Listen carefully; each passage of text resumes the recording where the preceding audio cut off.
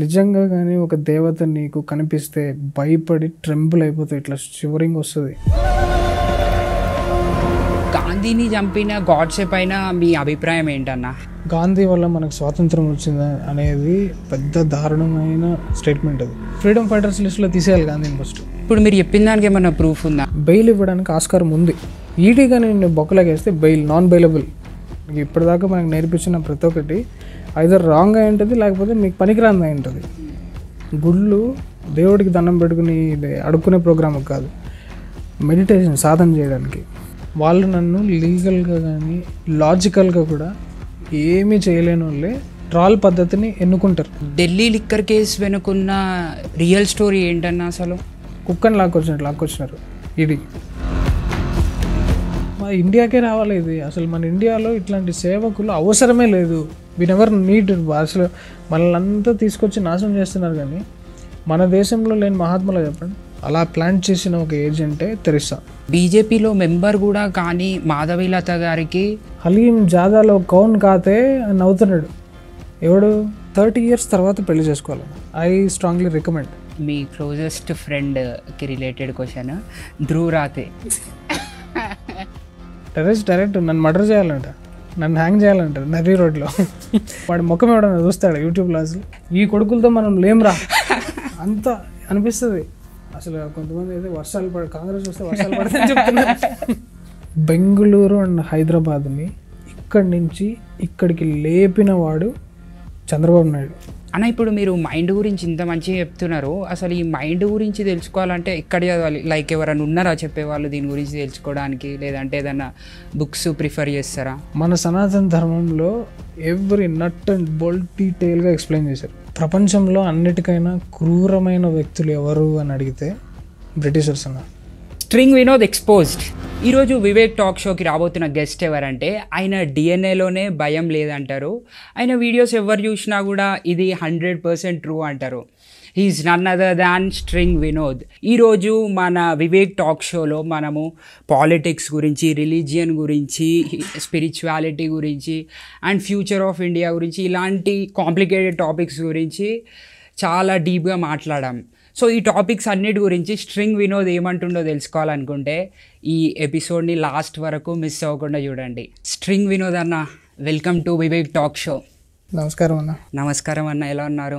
Great going అన్న. How about you? Great అన్న. అన్న, మెయిన్ ఈ పాడ్కాస్ట్ వచ్చేసి ఎలాంటి రూల్స్ అండ్ రెగ్యులేషన్స్ లేవన్నా. అంతే అంటారా? నాకు అడగాలనిపించిన క్వశ్చన్ నేను అడిగేస్తా, మీకు తెలిసింది మీరు చెప్పండి. ఉన్నట్టు పెట్టేద్దాం. రైట్ అన్న. మెయిన్ పర్పస్ వచ్చేసి మన ప్రజలకు నిజం తెలియాలి. That is the main purpose. అదే మీ పర్పస్ కూడా. అంతే మీరు ఈ జర్నీ స్టార్ట్ చేయడానికి. సో అన్న, స్ట్రింగ్ వినోద్ అంటే ఆల్మోస్ట్ 2 తెలుగు రాష్ట్రాలే కాకుండా ఇండియా వైజ్గా కూడా మీరు చాలామందికి తెలుసు. ఒకవేళ తెలియని పర్సన్ ఎవరన్నా ఈ వీడియో చూస్తుంటే మీ గురించి మీరు ఎట్లా ఇంట్రడ్యూస్ చేసుకుంటారన్న? ఫస్ట్ ఆఫ్ ఆల్ ఒక ఎడిటర్గా లేకపోతే ఒక సాధకుడిగా పిలుచుకోవడానికి నేను గర్వపడతాను. యాజ్ అ యోగి, ఒక స్పిరిచువల్ పర్సన్గా నా దృష్టిలో ఎడిటర్ ఈజ్ అ మెజిషియన్ అన్న. ఇప్పటిదాకా లేని ఛాలెంజెస్ అన్నిటినీ ఎవరికి తెలియని విధంగా సాల్వ్ చేసేవాడే editor. I feel myself great as an editor. అదొకటి. ఇంకా స్పిరిచువల్ సాధకుడు. నేను ఎన్ఐటి వరంగల్లో వచ్చిన సర్టిఫికేట్ల గురించి కానీ జాబుల గురించి కానీ అస్సలు గర్వపడను. అసలు సద్గురు లాంటి గురువు దొరికినందుకు చాలా అదృష్టంగా ఫీల్ అవుతున్నాను. అన్న, మీ లైఫ్ స్టోరీ చూసుకున్నట్టయితే స్పిరిచువాలిటీ అనేది చాలా మేజర్ పార్ట్ ప్లే చేసింది. సో అసలు ఈ స్పిరిచువల్ జర్నీలోకి ఎలా ఎంటర్ అయ్యారు? జనరల్గా ఇప్పుడు మన సొసైటీలో ఒక మనిషి స్పిరిచువల్ పాత్ తీసుకోవాలి అంటే, ఇప్పుడు హిందువులందరినీ బై డిఫాల్ట్ స్పిరిచువల్ పీపుల్ లాగా అనుకుంటారు కదా. అలా ఏం కాదన్న. అందులో కూడా ఎంత చండాలం ఉందో మాట్లాడుకుందాం. బాన్ హిందూ కదా, ఎలా ఉండాలి అసలు? ఈ గురువుల అవసరం అంతా ఏంటి? మనం చిన్నప్పటి నుంచే ఉండాలి. అలా లేదు. కంప్లీట్ స్కూలు, పేరెంట్స్, సొసైటీ అన్నీ ఒక లెఫ్టిస్ట్ని తయారు చేసేలాగే ఉన్నాయి. సినిమాలు అన్నీ. ఎన్ఐటి వరంగల్ ఎంత చండాలంగా ఉంటుందంటే కల్చర్ అక్కడ. అసలు మొత్తం అక్కడి నుంచి మీరు ఇంకా వెస్ట్రన్ జాబ్స్ వెళ్ళే కల్చర్ కదా. సో అంతా వెస్ట్రన్ ఇన్ఫ్లుయెన్స్ అవే ఉంటాయి. ఏదో టైం పాస్కి మన ధర్మం గురించి మాట్లాడుకుంటారే కానీ అంత సీరియస్గా ఉండేది కాదనమాట. అలాంటి సిచ్యువేషన్స్లో ఉన్న నాకు ఓజో తగిలాడన్న. ఇంకెలా ఉంటుంది? 2011 ఆ టైంలో ఓజోనే మామూలుగా ఉన్న దాని నుంచి ఇట్లా టర్నింగ్ కొట్టించడానికి కారణం. మీరు కార్లో వెళ్తుంటారు, ఓ లారీ గుద్దపోయి సడన్గా ఇట్లా ఎస్కేప్ అయ్యి బతికిపోతారు చూసారా, ఎలా ఉంటుంది ఆ ఫీలింగ్, అమ్మా అనిపిస్తుంది చూసారా. నాకు అలా అనిపిస్తుంది ఓజో సద్గురు తగిలిన తర్వాత, అమ్మ ఈ సొసైటీలో మనం లేమ్రా, ఈ కొడుకులతో మనం లేమ్రా అంత అనిపిస్తుంది. సీరియస్లీ ఒక్కోసారి నైట్ మ్యార్స్ వస్తాయి మనకు. జనరల్లీ మన స్కూల్ అంటేనే నైట్ మ్యార్స్ వస్తుంటాయి. అదేంట తెలుగు నాన్ డీటెయిల్ బుక్ రేపు ఎగ్జామ్ ఉన్నట్టు, సడన్గా దానికి ఏం ప్రిపేర్ అవ్వకుండా నువ్వు లేచినట్టు వస్తుంది కదా నైట్ మ్యార్స్. అంతా భయపెట్టించేశారు మన education. First of all history wrong అనేది అందరికీ తెలిసిందే, సైన్స్ కూడా రాంగ్, మ్యాథమెటిక్స్ కూడా రాంగ్ అనేది మనకి ఇప్పటిదాకా మనకు నేర్పించిన ప్రతి ఒక్కటి ఐదర్ రాంగ్ అయి ఉంటుంది, లేకపోతే మీకు పనికిరాంది అయి ఉంటుంది. అలాంటి దగ్గర నుంచి అసలు ఎడ్యుకేషన్ అంటే ఏంటి, నేర్చుకోవడం అంటే ఏంటి, అసలు ఏ జ్ఞానాన్ని మనం పొందాలి, అసలు జ్ఞానం అంటే ఏంటి, లిబరేషన్, ముక్తి, సాధన, వీటిలో పడిన తర్వాత లైఫ్ చాలా అదృష్టంగా అనిపించింది. 5 years ఉన్న నిషాలో అసలు డెప్త్ ఆఫ్ స్పిరిచువల్ సాధనలోకి వెళ్ళిపోయాను. ఫస్ట్ ఆఫ్ ఆల్ నేను ఓషో దగ్గర ఉన్నప్పుడు నాకు స్ట్రైక్ అయింది ఏంటంటే, నేను చెప్పే మాటలు వినడం కాదురా పోయి, మీరు లోపల స్పైన్లో ఆ చిన్న లోటస్ థ్రెడ్ లాగా అది ఉంటుంది, ఆ లైట్లు వెలుగుతాయి చక్రాలు, నేను చెప్పేస్తాను, కానీ మీకు ఎట్లా తెలుస్తుంది, నేను చూశాను కాబట్టి చెప్తున్నాను, అది మీకు ఎలా తెలుస్తుంది అంటే నువ్వు సాధన చేయాలి, యాక్టివేట్ చేసుకోవాలి ఎనర్జీస్ని, నీకున్న ఆ డైమెన్షన్ని నువ్వు చూడగలగాలి అంటే. అది నాకు బాగా స్ట్రైక్ అయ్యి నేను రకరకాల అంటే కాలేజీలో ఉన్నప్పుడే అర్ధరాత్రులు కొన్ని చేసాం స్టంట్లు శ్మశానాలకు వెళ్ళాలి ఇవన్నీ. బట్ అక్కడ కొన్ని అయ్యాయి కానీ ఎక్స్పీరియన్సెస్. దేర్ ఇస్ నో, ఒక గురువు లేకుండా చేసిందన్నీ కూడా నాకు గురువు దొరికిన తర్వాత పద్ధతిలో పడింది. అదే గురువు లేని విద్య గుడ్డి విద్య అంటారు కదా, సేమ్ అదే కాన్సెప్ట్. కరెక్ట్, ఎగ్జాక్ట్లీ అంతే. గుడ్డోళ్ళు చాలామంది ఉన్నారు. అన్న మీ అన్ని వీడియోస్లో చూసుకున్నట్టయితే నాకు అన్నిటికన్నా ఫేవరెట్ మీరు టెంపుల్స్ పైన చేసిన వీడియో అన్న. దాని వెనుక ఒక రీజన్ ఉంది. ఎందుకంటే 2021లో నాకు వాట్సాప్ గ్రూప్లో ఇట్లానే ఫార్వర్డ్ మెసేజ్ వచ్చింది ఒకటి. మనం జనరల్గా వాట్సాప్లో ఏదైనా మెసేజ్ వస్తే ఇగ్నోర్ చేస్తాం కదా, నేను కూడా అట్లనే ఇగ్నోర్ చేసిండే అనమాట. తర్వాత కొన్ని డేస్ అయినాక సరే ఏదో ఏముందో చూద్దామని ఓపెన్ చేస్తే మొత్తం విఎఫ్ఎక్స్ ఫుల్ గ్రాఫిక్స్తోనే ఒక వీడియో వస్తుంది. అండ్ ముందు పోతున్న కొద్దీ చాలా మంచి ఇన్ఫర్మేషన్ వస్తుండే. అరే ఎవరితను అని చూస్తే లాస్ట్కి స్ట్రింగ్ అని వచ్చింది అనమాట. సో అప్పటి నుంచి మీ వీడియోస్ చూడడం స్టార్ట్ చేసిన. అందులో మీరు విష్ణు సహస్రనామం గురించి చెప్పడం, significance of it and significance of Lalitha Sahasranamam గురించి చెప్పడము, అట్లా అన్ని టాపిక్స్ ఒక 11 minutes అనుకుంటా నాకు తెలిసి, నాకు కరెక్ట్గా గుర్తుంది వీడియో డ్యూరేషన్ కూడా. అంత టైంలో అసలు ఎక్స్ట్రాడినరీగా ఎక్స్ప్లెయిన్ చేసిండు అన్న. సో ఆ టెంపుల్స్ టాపిక్ పైన చెప్పండి. యాక్చువల్గా ఇప్పుడు షార్ట్ టైంలో కన్వే చేయాలి important matter, because attention time చాలా తక్కువ జనాలకి. ఇవన్నీ పరిగణలో పెట్టుకుని ఇంకా నా ఫిల్మ్ మేకింగ్ టాలెంట్ అంతా వాడి ఒకటి వేసామన్నమాట. స్టోరీ చాలా వైరల్ అయింది. గుళ్ళు దేవుడికి దండం పెట్టుకుని అడుక్కునే ప్రోగ్రామ్ కాదు, మెడిటేషన్, సాధన చేయడానికి. అక్కడికి వెళ్ళి మీరు ఎనర్జీస్ ఎలా ఉంటుందంటే, ఆ డోమ్ స్ట్రక్చర్లో మీరు ఇట్లా మంత్రాలు చెప్పారంటే అది ఎంత ఎలక్ట్రిఫైడ్గా ఉంటుందంటే, నువ్వు దాంట్లోకి అబ్జర్వ్ అయిపోయి దీన్ని నువ్వు మర్చిపోయి only mantra will stay there. దాన్ని ఇంకా నువ్వు ఎక్కువ చేసావనుకో అది మొత్తం స్ప్రెడ్ అవుతుంది. ఒక 24 kilometers వైబ్రేషన్స్ వరకు వేరే వాళ్ళు ఎవరైనా ఉంటే ఫీల్ అవ్వగలుగుతారు. అలా ఉంటుందన్నమాట ఆ డోమ్ స్ట్రక్చర్లో. భూమి కంటే కింద దాని ఎంట్రీ కూడా ఒక గుహలాగా గాలి అడగకుండా ఇలా ఉండే స్ట్రక్చర్స్, సాధన ప్రదేశాలు. ఈషాలో పీక్స్ అనమాట అది. సో అసలు ఎక్కడ ఫీల్ అవ్వలేని ఎనర్జీ. అసలు నేను చెయ్యి ఇలా వేవ్ ఇలా అంటే ఇక్కడ ఒక సబ్స్టెన్స్ ఫీల్ అయ్యాను నేను. అదే మన చుట్టూ కూడా ఆరా ఉంటుంది కదన్నా, మనం ఇట్లా అన్నప్పుడు కూడా we can feel that energy. Correct. నేను చేసిన టెంపుల్ వీడియో జస్ట్ ఇప్పుడున్న ఏథీస్ట్లని పర్స్పెక్టివ్లో తీసుకుని చేశాను. స్పిరిచువల్ యోగులకి చెప్పాలి ఎట్లంటే, అసలు నేను ఏమి వీడియోని చేయనక్కర్లే, ధ్వజస్తంభం నుంచి ఎనర్జీ జనరేట్ అవుతుంది, వాడికి పోగానే టచ్ చేయగానే తెలుస్తుంది, లోపల మంత్రాలు ఏం చేస్తాయి అనేది అందరికీ తెలుస్తుంది. పంచభూతాల కలయిక, నాట్ జస్ట్ శరీరం, అసలు ప్రపంచం మొత్తము కూడా పంచభూతాలతోనే తయారైంది. నెంబర్ 1 పాయింట్ ఏథిస్ట్లకు చెప్పేది ఏంటంటే, ఫైర్, వాటర్, ఎయిర్, స్పేస్ ఇదంటే ఫైర్ అంటే నిజమైన ఫైర్ కాదు, ఎలిమెంటల్ ఫార్మ్ ఆఫ్ ఫైర్. గుడ్డినా కొడుకు కనపడుతుంది. ఫైర్ అంటే ఇదేదో మంట అనుకునేస్తారు. దాన్ని తీసుకుని వచ్చి బాడీలో మంట ఇక్కడ లాజిక్లు ఎంత వరస్ట్గా ఉంటాయి. If there is fire 4% fire, body should have burned అంట. ఆడు మీరు థర్మామీటర్ పెడితే ఏమొస్తుంది? ఫైరే కదా అది. ఫైర్ బట్టే థర్మామీటర్ రైజ్ అవుతుంది కదా. మొత్తం దేశం మీద తీసుకుంటే 1000 మంది ఉంటారు అన్న అసలైన హిందువులు. ఇదంతా కూడా డబ్బా బ్యాచ్. హిందుత్వ అనేది path to know God and నువ్వే దేవుడు అయ్యే పాత్ కదా. ఎందుకు అవ్వట్లేదు ఇంతమంది? ప్రతి ఒక్కడు మన ముస్లింలు మనల్ని ఏదో చేస్తున్నారు, బ్రిటిష్ వాళ్ళు మనల్ని వచ్చి దోచుకునేస్తున్నారు, కంప్లైంట్స్ అంతా చేస్తారు. కంప్లైంట్ ఫస్ట్ చేయాల్సింది ఉన్న సనాతన ధర్మాన్ని, అందులో ఉన్న వజ్ర వైడూర్యాలని వాడుకునే హిందువులు లేరు. దేవుళ్ళ గురించి ఇప్పుడు ఆల్రెడీ నాస్తిక లోకం చాలా ఎక్కువ ఉంది. నాస్తిక అంటే తనేదో మనం ఎనిమిటీ లాగా సపరేట్ చేసే ఇదిలా కాకుండా నాస్తికుడు ఆస్తికుడు నా గర్భంలో నుంచి వచ్చాడని చెప్పాడు కదా మహావిష్ణువు. సో బోత్ బిలాంగ్స్ టు సనాతన ధర్మ. ఓన్లీ సనాతన ధర్మంలోనే ఉంటుంది అది. ఈవెన్ నాస్తికుడు కూడా ఎన్లైట్ అయ్యే పాత్. చాలామంది ఒకప్పుడు విశ్వామిత్రుడు వీళ్ళు దొంగలు కదా, వీళ్ళు కాళీమాత దర్శనమిచ్చి కాళిదాసు వీళ్ళందరూ ఇట్లా అయిన వాళ్ళు. ఒక రకంగా నా స్టోరీ చెప్పాలంటే కూడా నేను చాలా పెద్ద ఎదవనన్నా ఒకప్పుడు. చేయలేని అసలు చిల్లర పనులు అంటూ లేవు, ఏదో బతికేటోని. గురువు తగిలిన తర్వాత ఒక పడ్డం ట్రాక్లోకి. అన్న ఇప్పుడు సనాతన ధర్మంలో చూసుకున్నట్టయితే most important book and most misunderstood book వచ్చేసి భగవద్గీత అన్న. ఎస్. సో దాని గురించి మీరు ఏం చెప్తారు అన్న?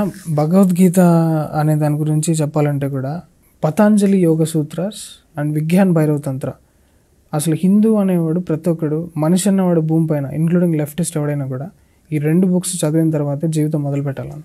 అసలు హ్యూమన్ మైండ్ బాడీ నువ్వు వేరు అనే టీచింగ్ రావాలి ఫస్ట్. భగవద్గీతలో లైన్స్ ఉన్నాయి, but how is it? I'm not the body and I'm not the mind అంటే ఫస్ట్ ఒప్పుకో. How is? ఆ జావేద్ అఖ్తర్ చేశాడు కదా నాన్ సెన్స్ సద్గురుతో.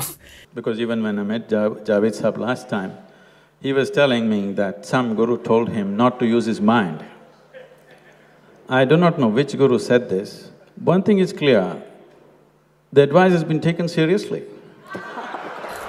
దొరికిపోయాడు అక్కడ. సద్గురు ఇచ్చిన లాజిక్కి కంప్లీట్ కామెడీ పీస్ అయిపోయాడు అసలు. మైండ్ కూడా వాడట్లేదురా నువ్వు అన్నాడు. ఓజో అన్నాడు కదా, మీరు పెళ్ళి ఎందుకు చేసుకోవట్లేదు, పిల్లల్ని ఎందుకు కనట్లేదు అంటే, I don't want to let my son in to this mad house అన్నాడు. మీరు ఓషోని చాలా బాగా ఇమిటేట్ చేస్తారన్న. మీ ఓల్డ్ వీడియోస్లో కూడా చూస్తుండే, షార్ట్స్ రిలీజ్ చేస్తుండే క్యాప్ పెట్టుకొని. ఆవాహనం, మనుషులను ఆవాహనం చేసిన సద్గురులా కూడా. సద్గురుది ఒకటి ఉంటుంది అన్న జోక్, సద్గురుని ఇమిటేట్ చేయమంటారు ఒకసారి? Please. If you go to the local hotels of Tamil Nadu, you will see the menu bonda, bhaji. You know? Bonda, you don't know? Oh, I thought of telling you a joke, but... ఎవరెక్కువ అంటే ఏం చెప్తారన్న? ఓషోనా సద్గురు అంటే? ఇద్దరు ఒకటే అన్న. ఇద్దరు ఒకటే అని నీకు అనిపించలేదు అంటే నువ్వు సద్గురు చేతిలో కూడా డెవలప్ కాకుండా ఉండే స్థితిలోకి వెళ్ళిపోతున్నావు, అంటే నువ్వు నాశనం చేసుకుంటున్నావు. ఇప్పుడు నువ్వు ఆదిశంకరాచార్యని తీసుకో, కృష్ణుని తీసుకో, ఎవరినైనా మహావీర్ బాబాని, నీకు అందరూ ఒకేలాగా అనిపిస్తే కానీ నీ మైండ్ కన్ఫ్యూజ్ అవ్వదు. నువ్వు ఒక గురువుకి అట్రాక్ట్ అయ్యి ఈయన గ్రేట్ అనుకున్నావు అనుకో. ఇప్పుడు మొత్తం యూట్యూబ్లో అదే నడుస్తుంది కదన్న. ఓషో ఫ్యాన్స్ అందరూ సద్గురుని ట్రోల్ చేయడము అదే నడుస్తుంది. అంటే హీస్ జస్ట్ కాపీయింగ్ ఓషో అంటున్నారు. అయితే ఏంటి, నేను అయితే ఒకవేళ సరే కాపీ కొట్టాడు అనేది అబద్ధం. అది ఒకవేళ కాపీ కొడితే ఏంటి, is it not working for you అంటే? అయినా నిజం అనేది ఒక్కటే ఉంటుంది కదన్న. ఎవరు చెప్పిన, ఇప్పుడు మీరు చెప్పినా, నేను చెప్పినా, ఇంకొక థర్డ్ పర్సన్ వచ్చి చెప్పినా నిజం అనేది ఒకటే ఉంటుంది. సో అట్లా కూడా చూడవచ్చు కదా దాన్ని. Okay, this is what the truth అని కూడా చూడవచ్చు కదా. వేదాలు ఇవన్నిటికీ సద్గురు అగెయిన్స్ట్, స్పిరిచువాలిటీకి అగెయిన్స్ట్ అని కొంతమంది హిందువులు కాల్ చేస్తుంటారు. దానికి ఏంటంటే ఇప్పుడు పాయింట్, ఈ బాటిల్ ఎగ్జాంపుల్ తీసుకుని నీళ్లు తాగి ఈ గ్లాసు అనేది నేనే ఈ గ్లాస్ అని అనుకుంటే ఎలా ఉంటుంది అంటాడు. ఎంత చండాలంగా ఉంటుంది. మీరు ఇప్పుడు అదే చేస్తున్నారా? ఈ శరీరాన్ని నువ్వు భూమి నుంచి తీసుకున్నావు, నువ్వు దీన్ని నువ్వు అనుకుని బతుకుతున్నావు అని నీట్గా ఎక్స్ప్లెయిన్ చేయడానికి ఏం చెప్పడానికి ట్రై చేస్తున్నాడు? వేదాల్లో ఉన్నదే కదా చెప్తున్నాడు. I'm not the body, I'm not the mind అనేది ఇప్పుడున్న జనాలకు అర్థమయ్యేలాగా చెప్తున్నాడు అన్న లాంగ్వేజ్. దానికి నువ్వు సాఫ్రాన్ యూనిఫామ్లు లేవు, ఏందా యూనిఫామ్ కావాలండి అంటే ఇప్పుడు ఇది యాక్చువల్గా ఇది మానేయాలి. బట్టలు వేసుకోవడము, నాన్ వెజ్ తినకూడదు, జీన్స్ వేసుకురాకూడదు, మరి ఇది మేమంతా ఎక్కడికి పోవాలరా? అట్లా అది unnecessary. It's not in dress, Vivekananda quotes అన్నీ ఉంటాయి. ఒక గురువు అనేవాడు ఆ పరిస్థితులకి రిలవెంట్గా ఫామ్ చేసుకుని జనాల్లోకి వెళ్తాడే కానీ ఇంపోజ్ చేస్తే హిట్లర్ అవుతాడు రూల్స్. దానివల్ల ఎవరికి ఉపయోగం లేదు. నేను ఎలా చూస్తాను, ఇప్పుడు కొంతమంది ఏమంటారంటే మా ఆదిశంకరాచార్యుడు ఇప్పుడు వచ్చుంటే, ఆల్రెడీ ఉన్నాడు అక్కడ. ఆల్రెడీ ఇప్పుడు ఆదిశంకరాచార్యుడే తిరుగుతున్నాడు. కృష్ణుడు కానీ వచ్చుంటే ఇస్కాన్ వాళ్ళు గోల్ చేస్తారు. Why don't you see living కృష్ణని మిస్ అయిపోతున్నారు కదా అందరూ. చాలామందికి దేవుడు అనేవాడు ఎంత భయంకరంగా ఉంటాడో తెలియదు అన్న. దేవుడు సేఫ్ అనుకుంటారు. దేవుడు అంటేనే ఒక సేఫ్ స్టాంప్, మాకు దేవుడు కాపాడతాడు. నిజంగా కానీ ఒక దేవత నీకు కనిపిస్తే భయపడి ట్రెంబుల్ అయిపోతుంది, ఇట్లా షివరింగ్ వస్తుంది. పర్సనల్ ఎక్స్పీరియన్స్ చెప్తున్నా. సో అంటే కొన్ని గుళ్ళలో అద్భుతమైన అలంకారం చేసి ఉంటారు అన్న. కొంచెం దూరం నుంచి నీకు చిన్నప్పుడు బుక్ ఇట్లా చూడంగానే ఇట్లా కొంచెం కళ్ళు బ్లర్ అవుతాయి చూసావా, బాగా చదివితే అది ఉంటుంది, కళ్ళు ఓపెన్లో ఉంటాయి కానీ అది ఏం కనపడదు, డిజీ అయిపోయింటుంది, కొంచెం ఆటమ్స్ రోలింగ్ లాగా కనిపిస్తూ ఉంటుంది. ఈవెన్ ఇప్పుడు కూడా ఎక్కువసేపు బుక్ చదివితే అట్లా అనిపిస్తుంది కదా. ఆ టైప్లో నువ్వు ఆ అలంకారాన్ని చూసావు అనుకోన్నా, అక్కడ రూపం కనిపిస్తుంది, అక్కడ అపేర్ అవుతుంది, నువ్వు మాట్లాడచ్చు, ఆమె నీతో కమ్యూనికేట్ చేస్తుంది. గాడ్ లేడీ దేవతలు కొంచెం ఈజీగా ప్రత్యక్షం అవుతారు, మగ దేవతలు అసలు రారు. మగ ఆడ కాకుండా దేవత ఒకటే. బట్ స్టిల్ నేను ఎందుకు చెప్తున్నానంటే, ఫర్ ఎగ్జాంపుల్ రాముడు గుండె చించుకుని జైల్లో కొరడా దెబ్బలు కొడుతుంటే అడుక్కుంటే కూడా రాలేదు రామదాసుని చూడ్డానికి.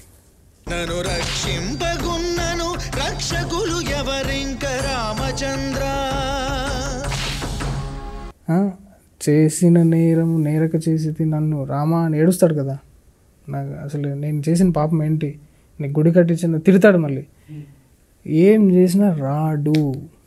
ఎందుకు అంటే వేరే మతాల్లో ఉండే దేవుళ్ళ లాగా మన దేవుళ్ళు క్షమించరు. There is no concept of forgiving in హిందుత్వం. నువ్వు తప్పు చేస్తే నువ్వు అనుభవించాలి శిక్ష.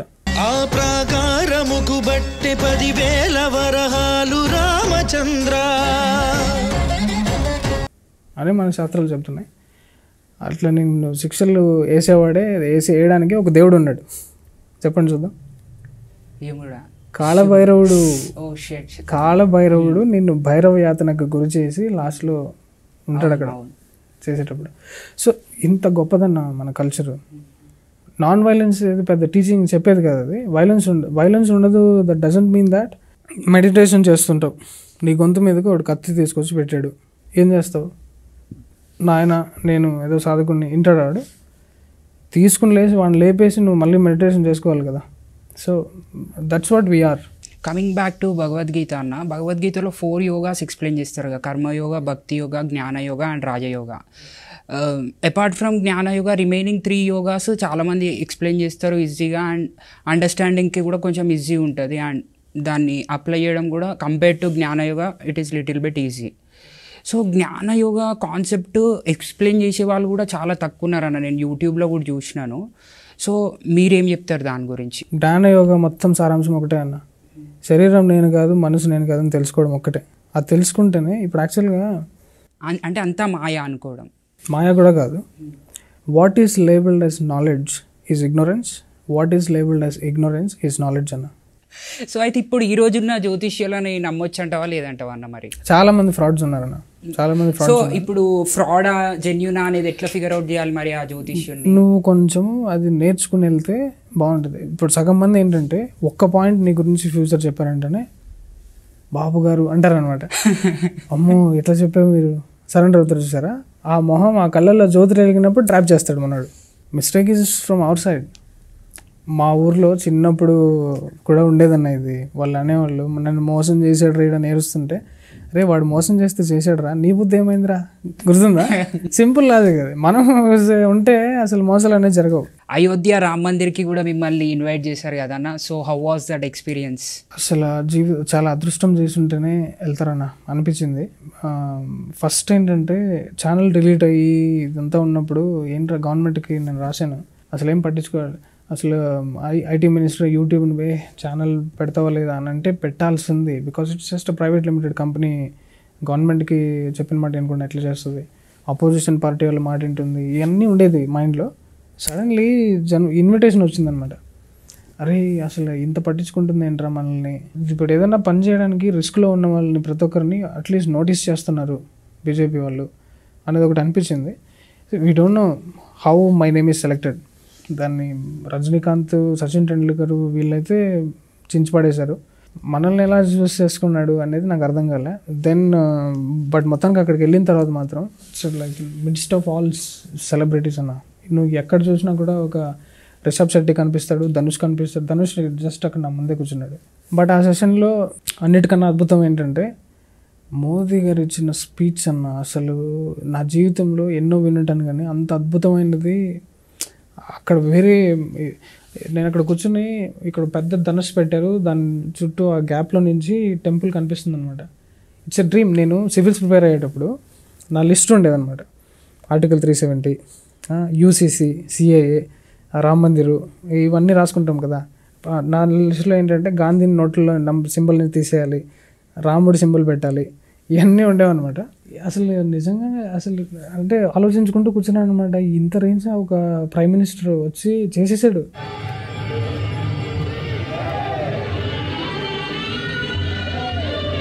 రాముడి గుడిలో ఉన్నాం, ఇప్పుడు లోపలికి వెళ్ళిపోతున్నాం మనం అంటుంటే హెలికాప్టర్లో నుంచి ఇట్లా రోజ్ పెటల్స్ వేసాడనమాట. మతిపోయిందన్న అది.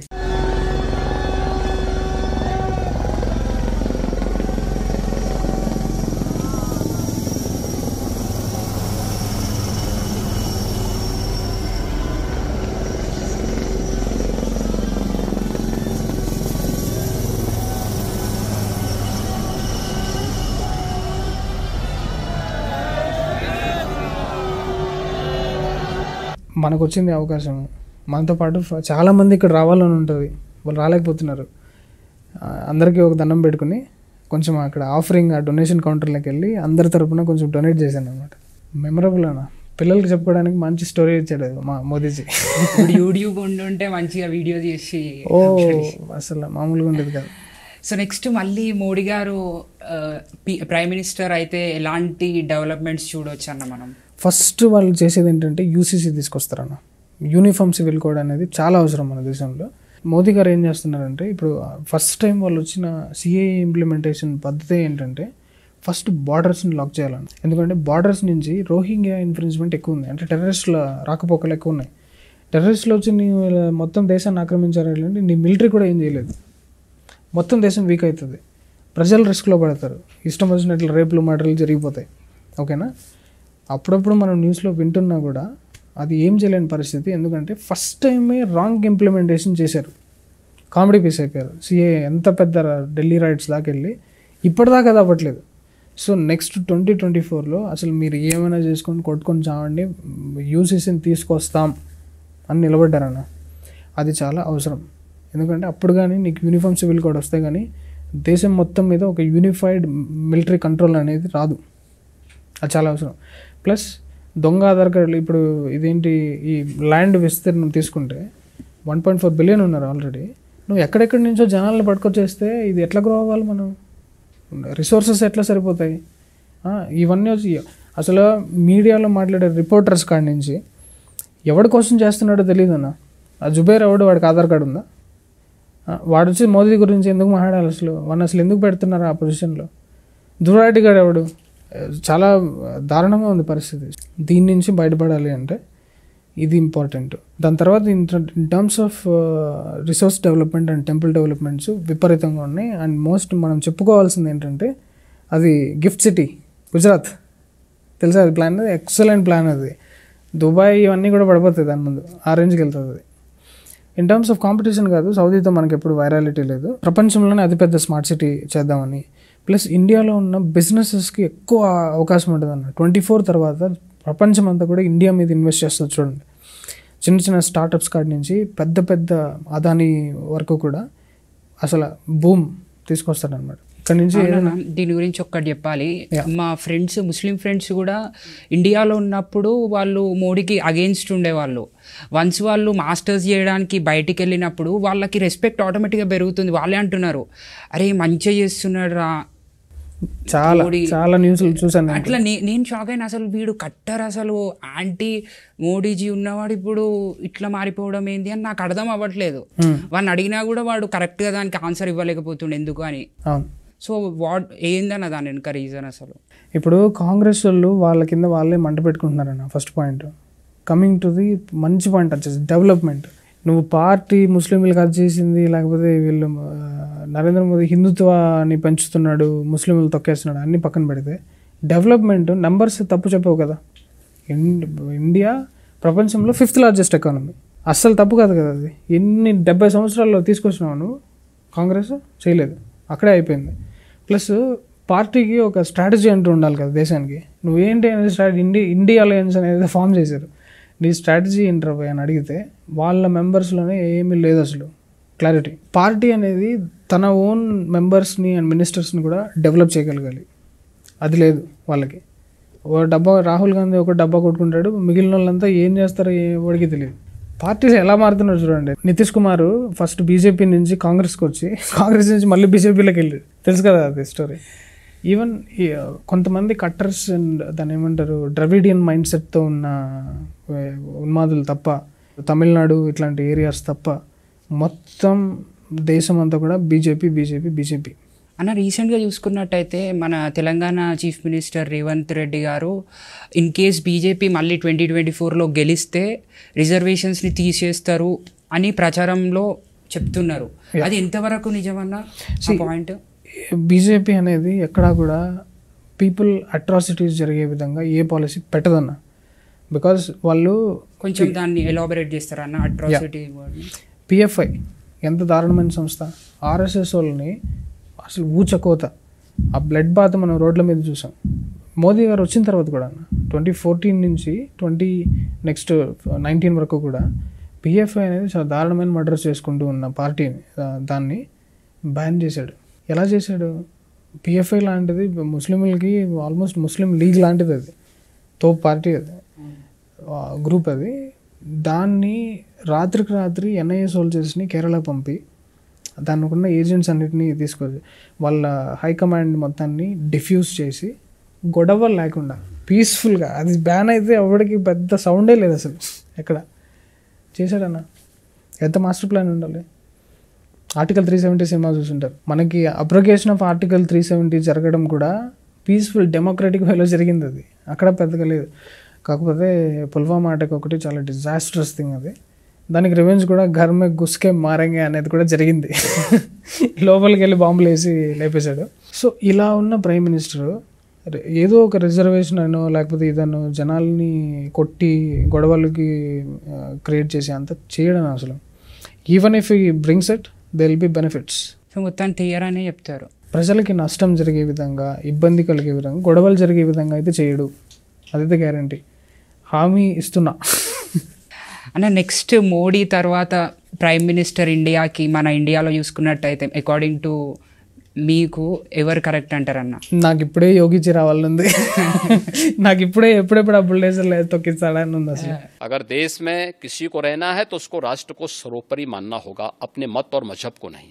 आपका मत, आपका मजहब अपने तरीके से होगा, अपने घर में होगा, अपने मस्जिद, अपने इबादत गाह तक होगा. सड़क पे प्रदर्शन करने के लिए नहीं. మనము ఒక స్ట్రీట్ నుంచి ఇంకొక స్ట్రీట్కి వెళ్తే కూడా ఒక యజ్ఞగుండం అనేది ఉండాలన్న. ఋషులు ఏం చెప్పారంటే అసలు దానివల్లే మొత్తం అన్ని ఋతువుల్లోనూ భూమి సస్యశ్యామలంగా ఉంటుంది. సో ఆ యజ్ఞం అనేది లేకుండా ఇప్పుడు ఎలా ఉందో చూడండి ప్రపంచం అంతా కూడా. దీనికి కారణమే British the anti Hindu culture అనమాట. దాన్ని తీసుకురావాలి అంటే టెంపుల్ కల్చర్ కావాలి. దాని మీద స్విఫ్ట్ యాక్షన్ తీసుకునేవాడు యోగిజీ ఒకడే. अगर किसी ने सरकारी संपत्ति पे कब्जा किया है तो उसके लिए क्या करूं? आरती लेके जाऊं, थाली सजाऊं उनकी. మాస్కుల్ని బుల్డేజర్ తీసి పగలగొట్టేది ఎన్ని రాష్ట్రాల్లో జరుగుతున్నాయి. ఇల్లీగల్ కన్స్ట్రక్షన్స్ మనకు కూడా తెలుసు అన్న. ఈ తిరుమల ఏరియాలో ప్రకాష్ రావు గారు అనేవారు ఇన్వెస్టిగేట్ చేస్తే కొన్ని వందల చర్చెస్ ఇల్లీగల్ కన్స్ట్రక్షన్స్ అని డాక్యుమెంటెడ్ జియో తీసుకొచ్చాడు ఆయన. జియో తీసుకొస్తే ఏం చేయాలి? కమిషనర్ చేతిలో ఉంటుంది, దాన్ని వెళ్ళి పడగొట్టాలి. కొట్టట్లేదన్న, అందరికీ తెలుసు. నేనే పాడ్కాస్ట్ చేశాను. జగన్ గవర్నమెంట్ ఇట్లా చేస్తే ఎట్లా ఉంటుంది గవర్నమెంట్ అనేది. అది యోగిజీ చూడండి, ఒకరిది మెయిన్ రోడ్లో ఉన్న బిల్డింగ్ కూడా అది 5 స్టోరీడ్ ఉంది, 10 స్టోరీడ్ ఉన్నాయి. ఇల్లీగల్ అని తెలిస్తే నెక్స్ట్ డే ఇట్లా వచ్చి ఒక్కొక్క వేసి ఇట్లా గీకేది మొత్తం పడిపోతుంది. స్ట్రీట్స్ అన్నిటిని ఎవాక్యుయేట్ చేస్తున్నాడు. That cleaning process is very much needed in the entire country. Yogi ji రావాలి. అన్నమలై కూడా ఫ్యూచర్లో ప్రైమ్ మినిస్టర్ అయ్యే ఛాన్సెస్ ఉన్నాయని పబ్లిక్ నుండి బాగా వస్తుంది కదా, because he is an educated person. దానిపైన చెప్పండి. ఆర్ఎస్ఎస్ మన కావాల్సిన నెక్స్ట్ 50 yearsకి సంబంధించిన లీడర్షిప్ని ఆల్రెడీ ప్రిపేర్ చేసేసుకుందన్న. అన్న మీరు ఇప్పుడు మోడీ గారు మళ్ళీ ప్రైమ్ మినిస్టర్ అయితే ఎలాంటి డెవలప్మెంట్స్ జరుగుతాయో చెప్పినారు. అయితే ఈ 2024 ఎలక్షన్స్లో రాహుల్ గాంధీ గారు ప్రైమ్ మినిస్టర్ అయితే ఎలాంటి డెవలప్మెంట్స్ చూడవచ్చు అన్న మనం? అయ్యే ఛాన్స్ లేదు. కాకపోతే ఎందుకన్నా అంటే కష్టపడుతున్నాడు, ప్లస్ మేనిఫెస్టోలో చూసుకున్నట్టయితే మనము బుర్ర ఉండాలి కదా. బుర్ర లేకుండా నువ్వు అంటే ఎంత ఇలా చెప్పగలుగుతావు అన్న నువ్వు బుర్ర లేదు అనేసి. Organised work is different, working like a donkey is different. ఓకేనా? ఇప్పుడు వీళ్ళు ఏం చేస్తున్నారంటే ఇండియా అలయన్స్ అనేది ఎట్లా ఫామ్ చేశారు? బీజేపీ పార్టీలో కొన్ని పార్టీలను పట్టుకొచ్చి కదా చేశారు. అది చేసినప్పుడే వాళ్ళు ఏం డిక్లేర్ చేశారంటే అయిపోయింది 2024లో రాహుల్ గాంధీ ప్రైమ్ మినిస్టర్ అవుతాడు, బీజేపీకి ఛాన్సే లేదు అని చెప్పారు. రియాలిటీ ఏంటి? ఇప్పుడే రియాలిటీ ఏంటి? ఇండియా అలయన్సే చల్లా చెదరైపోయింది. మనోడు ఫామ్ చేసినాడు. రాహుల్ గాంధీ బ్రెయిన్ కరెక్ట్గా అర్థం చేసుకోండి. ఇండియా అలయన్స్లో ఉన్న పార్టీలకి కొన్ని డిమాండ్స్ ఉంటాయి. వాటిని ఇమ్మీడియట్గా తీర్చేస్తే వాళ్ళు చల్లబడతారు, పార్టీకి సపోర్ట్ చేస్తారు, బలపడతారు, ముందుకెళ్ళచ్చు. భారత్ జోడో యాత్రలు పెట్టినాం, కింద నుంచి పైకి, పైనుంచి కిందకి. అది కూడా 2 అంట. ఇప్పుడు భారత్ జోడో 2 నడుస్తుంది కదా. 1 అయిపోయింది ఆల్రెడీ. 1 అయిపోయిన వెంటనే నువ్వు వచ్చిన రిజల్ట్స్ ఏంటంటే కర్ణాటకలో గెలిచావు, తెలంగాణలో గెలిచావు. ఓకే రైట్, వేసుకోవచ్చు. నీది భారత్ జోడో యాత్ర సరే వర్కౌట్ అయింది అనుకుందాం. Karnataka and Telangana is not entire country కదా. కంట్రీ మొత్తంలో రావాలి నువ్వు. నెక్స్ట్ ఇంకా జమ్మూ అండ్ కాశ్మీర్ నుంచి ఇక్కడ మధ్యప్రదేశ్ దాకా నీకు నార్త్ స్పేస్లో నువ్వు చూసుకుంటే ఎంత దారుణంగా ఓడిపోయారు కాంగ్రెస్. ఎక్కడ అసలు అడుగు కూడా పెట్టకుండా చేశారు. సరే ఫైన్, అది మనోడు బ్రెయిన్ అనమాట. ఇంకోటి ఏంటంటే ఈ పార్టీ ఇండియా అలయన్స్లో ఉన్న పార్టీలని వాడు సాటిస్ఫై చేయలేకపోతే వీళ్ళే అగెన్స్ట్గా తయారవుతారు. అయిపోయింది అది. అక్కడ కూడా ఫెయిల్ అయిపోయాడు. ఇన్ టర్మ్స్ ఆఫ్ డిమాండ్స్, జనాల డిమాండ్స్ నువ్వు చూసుకుంటే ఎన్నో సంవత్సరాల నుంచి హిందువులు మాకు కావాలి కావాలి అనుకున్న ఒక కోరికని తీర్చాడు, రామ మందిరం తీర్చాడు. నీకు ఇన్విటేషన్ ఇస్తే కూడా నువ్వు రాలా. ఇన్విటేషన్ రాలేదు అని కూడా చాలా మంది అంటున్నారు కదన్నా. ఎందుకు పంపరా? అంటే ఏమని వచ్చిందంటే బయట టాక్, కాంగ్రెస్లో ఉన్న చాలా మంది లీడర్స్కి పంపారు ఎక్సెప్ట్ రాహుల్ గాంధీ. దానికి రీజన్ కూడా చెప్పారు అనమాట, because he's not the president of that particular party అనేసి కూడా అన్నారు. మొత్తం పుకార్లు. సోనియా గాంధీకి ఇన్విటేషన్ వెళ్ళింది, అందరికి వెళ్ళింది. వాళ్ళు ఇంకా బూతులు తిట్టుకుంటారు కదా వాళ్ళు, అసలు నాకు ఇన్విటేషన్ అయింది. Real story, real mind sets అట్లా ఉంటాయి. అఫీషియల్గా రిజెక్ట్ చేసేవి కొన్ని ఉంటాయి. కాకపోతే they are against it. Sonia Gandhi advocates team form చేసి రామ మందిరం రాకుండా చేయాలనుకునింది. అదే కదా నిజం అసలు. సో అట్లాంటి వాళ్ళని నువ్వు ఎట్లా? దానికి ఇప్పుడు మీరు చెప్పిన దానికి ఏమైనా ప్రూఫ్ ఉందా అన్న? It's all in the news. రీసెంట్గా జరిగిన స్టోరీలు ఇవన్నీ. మళ్ళీ ఇది ఇప్పుడు రామ మందిరంని రిలీజ్ చేస్తాను, అది కూడా ఎలక్షన్స్ ముందు రిలీజ్ చేస్తాను అన్నదాన్ని కట్టర్గా అపోజ్ చేసిన పార్టీ కాంగ్రెస్ పార్టీ. అక్కడ ఓడిపోయారు. ఫస్ట్ పాయింట్, హిందూ సెంటిమెంట్స్ని గెలవలేకపోయారు. అసలు ఆల్మోస్ట్ మీకు డెమోగ్రఫిక్స్లో 80% పాజిటివిటీని కోల్పోయారు హిందూస్. ప్రైమ్ మినిస్టర్ అయ్యే అవకాశాన్ని స్టెప్ బై స్టెప్ చేతులారా పోగొట్టుకున్నాడు రాహుల్ గాంధీ. అంటే అవకాశం ఉండే అని అంటారా? 100% ఉంది. ఎందుకు ఉండదు? కర్ణాటకలోని గవర్నమెంట్ ఫామ్ చేసినాడు, టీఆర్ఎస్లో కాంగ్రెస్ ఫామ్ చేసినాడు. నీకు ఒక స్టేట్లో కాంగ్రెస్ జెండా ఎగురుతుంది ఎట్లంటే యూ కెన్ గుడ్డిగా 50% కాంగ్రెస్కి సెంటర్లో వస్తుందని వేసేసుకోవచ్చు. బట్ ఇప్పుడు ఏమైపోయిందంటే in terms of rallies, in terms of ఇది చేయడం కూడా బీజేపీ 100 steps పైన ఉంది కాంగ్రెస్ కంటే కూడా. ఇచ్చిన ప్రతి ఒక్క అవకాశాన్ని బీజేపీ వాడుకుంటుంది, కాంగ్రెస్ వాడుకోవట్లేదు. ప్రతి ఒక్కదాన్ని వాళ్ళు వెతికి మరీ 2014లో ఉన్నంత డంబగా లేదన్న పార్టీ. ఫస్ట్ పాయింట్ చాలా స్ట్రిక్ట్ అయింది. గవర్నమెంట్ ఎంత స్ట్రిక్ట్గా ఉందంటే స్టాండింగ్ చీఫ్ మినిస్టర్ని తీసుకెళ్ళి బొక్కలా వేస్తుంది కేజ్రీవాల్. ఈ హిస్టరీలోనే ఎప్పుడు జరగలేదని చెప్తున్నారు. హిస్టరీలోనే ఫస్ట్ టైం స్టాండింగ్ చీఫ్ మినిస్టర్ని తీసుకెళ్ళి బొక్కలా వేశారు. ఈడీ రైట్స్ అంటుంది. ఒకవేళ ఇప్పుడు మీరు అంటున్నారు అన్న స్టాండింగ్ చీఫ్ మినిస్టర్ని తీసుకెళ్ళి జైల్లో వేసిరని, ఒకవేళ అదే చీఫ్ మినిస్టర్ కానీ బీజేపీ పర్సన్ అయి ఉంటే అదే పని చేసే వాళ్ళ బీజేపీ వాళ్ళు? ఖచ్చితంగా చేస్తారన్న, ఖచ్చితంగా చేస్తారు. అలాంటి వాళ్ళని పట్టుకురండి ఫస్ట్. ఎట్లాంటి ఎవరు లేడు. That's so fortunate. అంటే every party has its own share of goons అన్న. దొంగలు అనే వాళ్ళు అందరిలోనూ ఉంటారు, కానీ మరింత కిరాతకంగా దోపిడీలు చేస్తున్న వాళ్ళు న్యూస్లో అంత పెద్ద ఫిగర్స్ నువ్వు మాట్లాడుతున్నప్పుడు why don't you prove it? ED అందరిది కదా, బీజేపీ చెంచా కాదు బికాస్ దాని గురించి ఇంకా డెప్త్గా చెప్పాలి అంటే సార్ ఈడీ గురించి చాలామందికి డౌట్స్ ఉంటాయి అన్న. ఈడీ అంటారు, సిబిఐ అంటారు, అసలు ఏంటి వీటి ఇది బ్యాక్గ్రౌండ్ ఏంటి అంటే ఈడీ వాళ్ళు ప్రజెంట్ ఉన్న గవర్నమెంట్ చేతులు ఉంటారా లేదంటే అది ఒక సపరేట్ వ్యవస్థనా అనేది? 1956లో ఫామ్ అయిందన్న. దాని పేరు ఎన్ఫోర్స్మెంట్ యూనిట్ ఫస్ట్లో ఫామ్ అయినప్పుడు. తర్వాత ఎన్ఫోర్స్మెంట్ డైరెక్టరేట్ చేశారు. అది దాన్ని ఫస్ట్ ఫామ్ చేసిన ఉద్దేశం ఏంటంటే, దాని విధి విధానాలు ఏంటంటే, ఫారిన్ ఎక్స్చేంజ్లో ఉన్న ఫ్రాడ్స్ని మానిటర్ చేయాలి. ఫండ్స్ బయటకు వెళ్తున్న డబ్బులు, ఇండియాలోకి వస్తున్న డబ్బుల్ని ఎవరైనా ఫ్రాడ్ చేస్తే పట్టుకోవాలి అనేది ఈడీ అనమాట. సిబిఐ ఎప్పటి నుంచో ఏం చేస్తుంది, ఏదైనా మర్డర్ జరిగితే, ఏదైనా సీరియస్ ఇష్యూస్ ఏదైనా జరిగితే దాని మీద ఇన్వెస్టిగేషన్ చేసి నిజానిజాలు తీసుకొస్తారు. మన వాళ్ళు చాలా వెరైటీ మర్డర్స్ జరుగుతున్నాయి కదా, భార్య భర్తను చంపేసి ఇంట్లోనే కప్పెట్టేసి ఇలాంటివన్నీ ఉన్నాయి చూసారా, అట్లాంటివన్నీ సిబిఐ చేసుకుంటారు. చీఫ్ మినిస్టర్స్ కానీ ఏదైనా రేప్ కేసులు కానీ నేషన్ వైడ్ చాలా సీరియస్ మ్యాటర్ అయ్యి నేషన్ ప్రోగ్రెస్ని ఆపేస్తుంది అంటే సిబిఐ విల్ ఎంటర్, సిబిఐ బాధ్యత అది. కొన్ని సంవత్సరాలు కొన్ని కొత్త ఇన్సిడెంట్స్ ఎదురయ్యేసరికి వాటికి పవర్స్ ఇవ్వడం జరిగింది government. For example Vijay Mallya case ఉంది, బ్యాంకుకే పెద్ద బొక్క పెట్టిపోయాడు. అప్పుడు వాడిని ఎవరిని పట్టుకోవాలి? కోర్టులు, గవర్నమెంట్లు, చీఫ్ మినిస్టర్లు, మిలిటరీ ఎవరు లేరు. ఉన్నది ఒకటే ఎన్ఫోర్స్మెంట్ డైరెక్టరేట్. దానికేమో ఈ పవర్స్ లేవు. సరే తీసుకురా, మీరు ఇన్వెస్టిగేట్ చేయండి, మీరు వెళ్ళి పట్టుకోండి. ఇట్లా ఈడీ అనేది ఇప్పుడు ఎంత పవర్ఫుల్ అయిందంటే, సిబిఐ అనేది ఎవరి మీదైనా బుక్ చేసి బొక్కలా చేస్తే బెయిల్ ఇవ్వడానికి ఆస్కారం ఉంది. 60 days ఎంత టైం ఉంటుంది, ఆ లోపు నువ్వు బెయిల్ ఇచ్చి నువ్వు బయటకు వచ్చేయచ్చు. ఈడీ కానీ నువ్వు బొక్కలాగేస్తే బెయిల్ నాన్ బెయిలబుల్, నువ్వు ఏ విధంగానూ చేయడానికి లేదు. ఎన్ఫోర్స్మెంట్ డైరెక్టరేట్ తప్పుడు కేసులో నన్ను బుక్ చేసి తీసుకొచ్చింది అని అంటే నేను ఇంకా తొక్కుతారు. ఆ అవకాశం కూడా లేదు. జనాలు కొట్టుకుంటుంది ఏంటంటే, సిబిఐకి ఒక మర్డర్ కేసులో నువ్వు ఏదైనా ఉంటే ఆ రిపోర్ట్స్ అన్నీ పబ్లిక్లో పెట్టాలి, జనాలతో కమ్యూనికేట్ చేయాలి, ఆ ట్రాన్స్పరెన్సీ మెయింటైన్ చేయాలి, అవి ఉన్నాయి. ఈడీకి అది కూడా లేదు. ఎందుకు అరెస్ట్ చేస్తున్నావు నువ్వు ఎవరికి చెప్పక్కర్లేదు. That is ED. అందుకని భయపడుతున్నారు.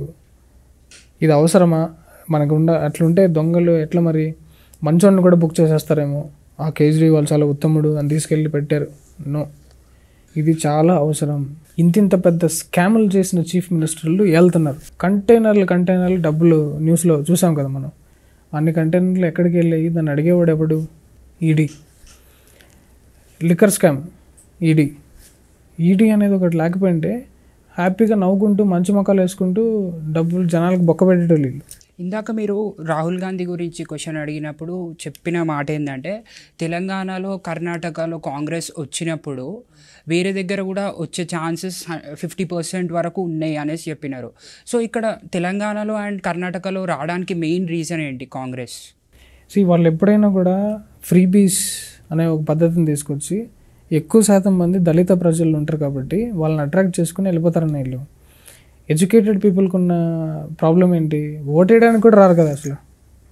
నీకు అంత నాలెడ్జ్ వర్డ్ బయట జనాలను అయితే నువ్వే వాళ్ళని వీల్ చైర్ తీసుకొచ్చి వాళ్ళకి వాటర్ ప్యాకెట్లు ఇచ్చి వాళ్ళకి ఫ్రూట్ ప్యాకెట్స్ ఏదో ఒకటి ఇచ్చి నువ్వు ఓటర్ దగ్గర తీసుకొచ్చి రాయల్ ట్రీట్మెంట్లో తీసుకెళ్ళచ్చు. They are investing in that areas. And then నువ్వు నీకు ఎన్ని విధాలుగా కావాలంటే దీస్ ఆర్ వీకెస్ట్ ఏరియాస్ అన్న. కర్ణాటక గత 20 సంవత్సరాల రికార్డ్ తీసుకుంటే 5 సంవత్సరాలు కాంగ్రెస్ ఉంటే 5 సంవత్సరాలు బీజేపీ ఉంటుంది. There is no at a stretch of like 20 years BJP అని ఇక్కడ లేదు. ఈవెన్ దో కట్టర్ హిందుత్వ అయినా కూడా, కట్టర్ హిందుత్వ ఇన్ ద సెన్స్ మీరు culture in terms of spiritual ethos మీరు తీసుకుంటే మొత్తం సౌత్లో అన్నిటికంటే కూడా ఎక్కువ స్పిరిచువాలిటీ కర్ణాటక అన్న. ఆంధ్ర కాదు, తమిళనాడు కాదు. తమిళనాడులో ఎక్కువ టెంపుల్స్ ఉన్నాయి. నో, అక్కడ దాని ఏమో జీవం పోయింది. Living spirituality in terms of gurus, mathas, ఈ ఎన్నో మఠాలు, గురువులు ఎక్కువగా లైవ్ ప్రాసెస్ అనమాట. ఏ వీధిలోకి వెళ్ళండి ప్రతి 400-500 meters గుడి ఉంటుంది కర్ణాటకలో.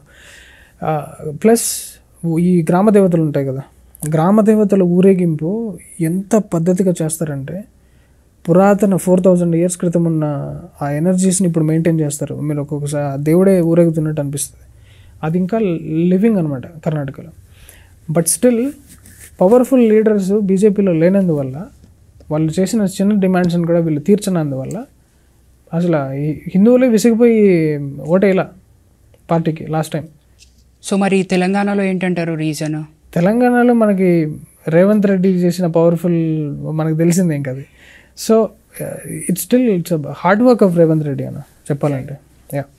సో అండ్ నేనే అది కోరుకున్నాను యాక్చువల్లీ. అరే వర్స్ట్ కేసులో నీకు బీజేపీ రాకపోయినా కూడా అట్లీస్ట్ కాంగ్రెస్ని అయినా పెట్టండి రాబోయే అక్కడ, because KCR is too bad.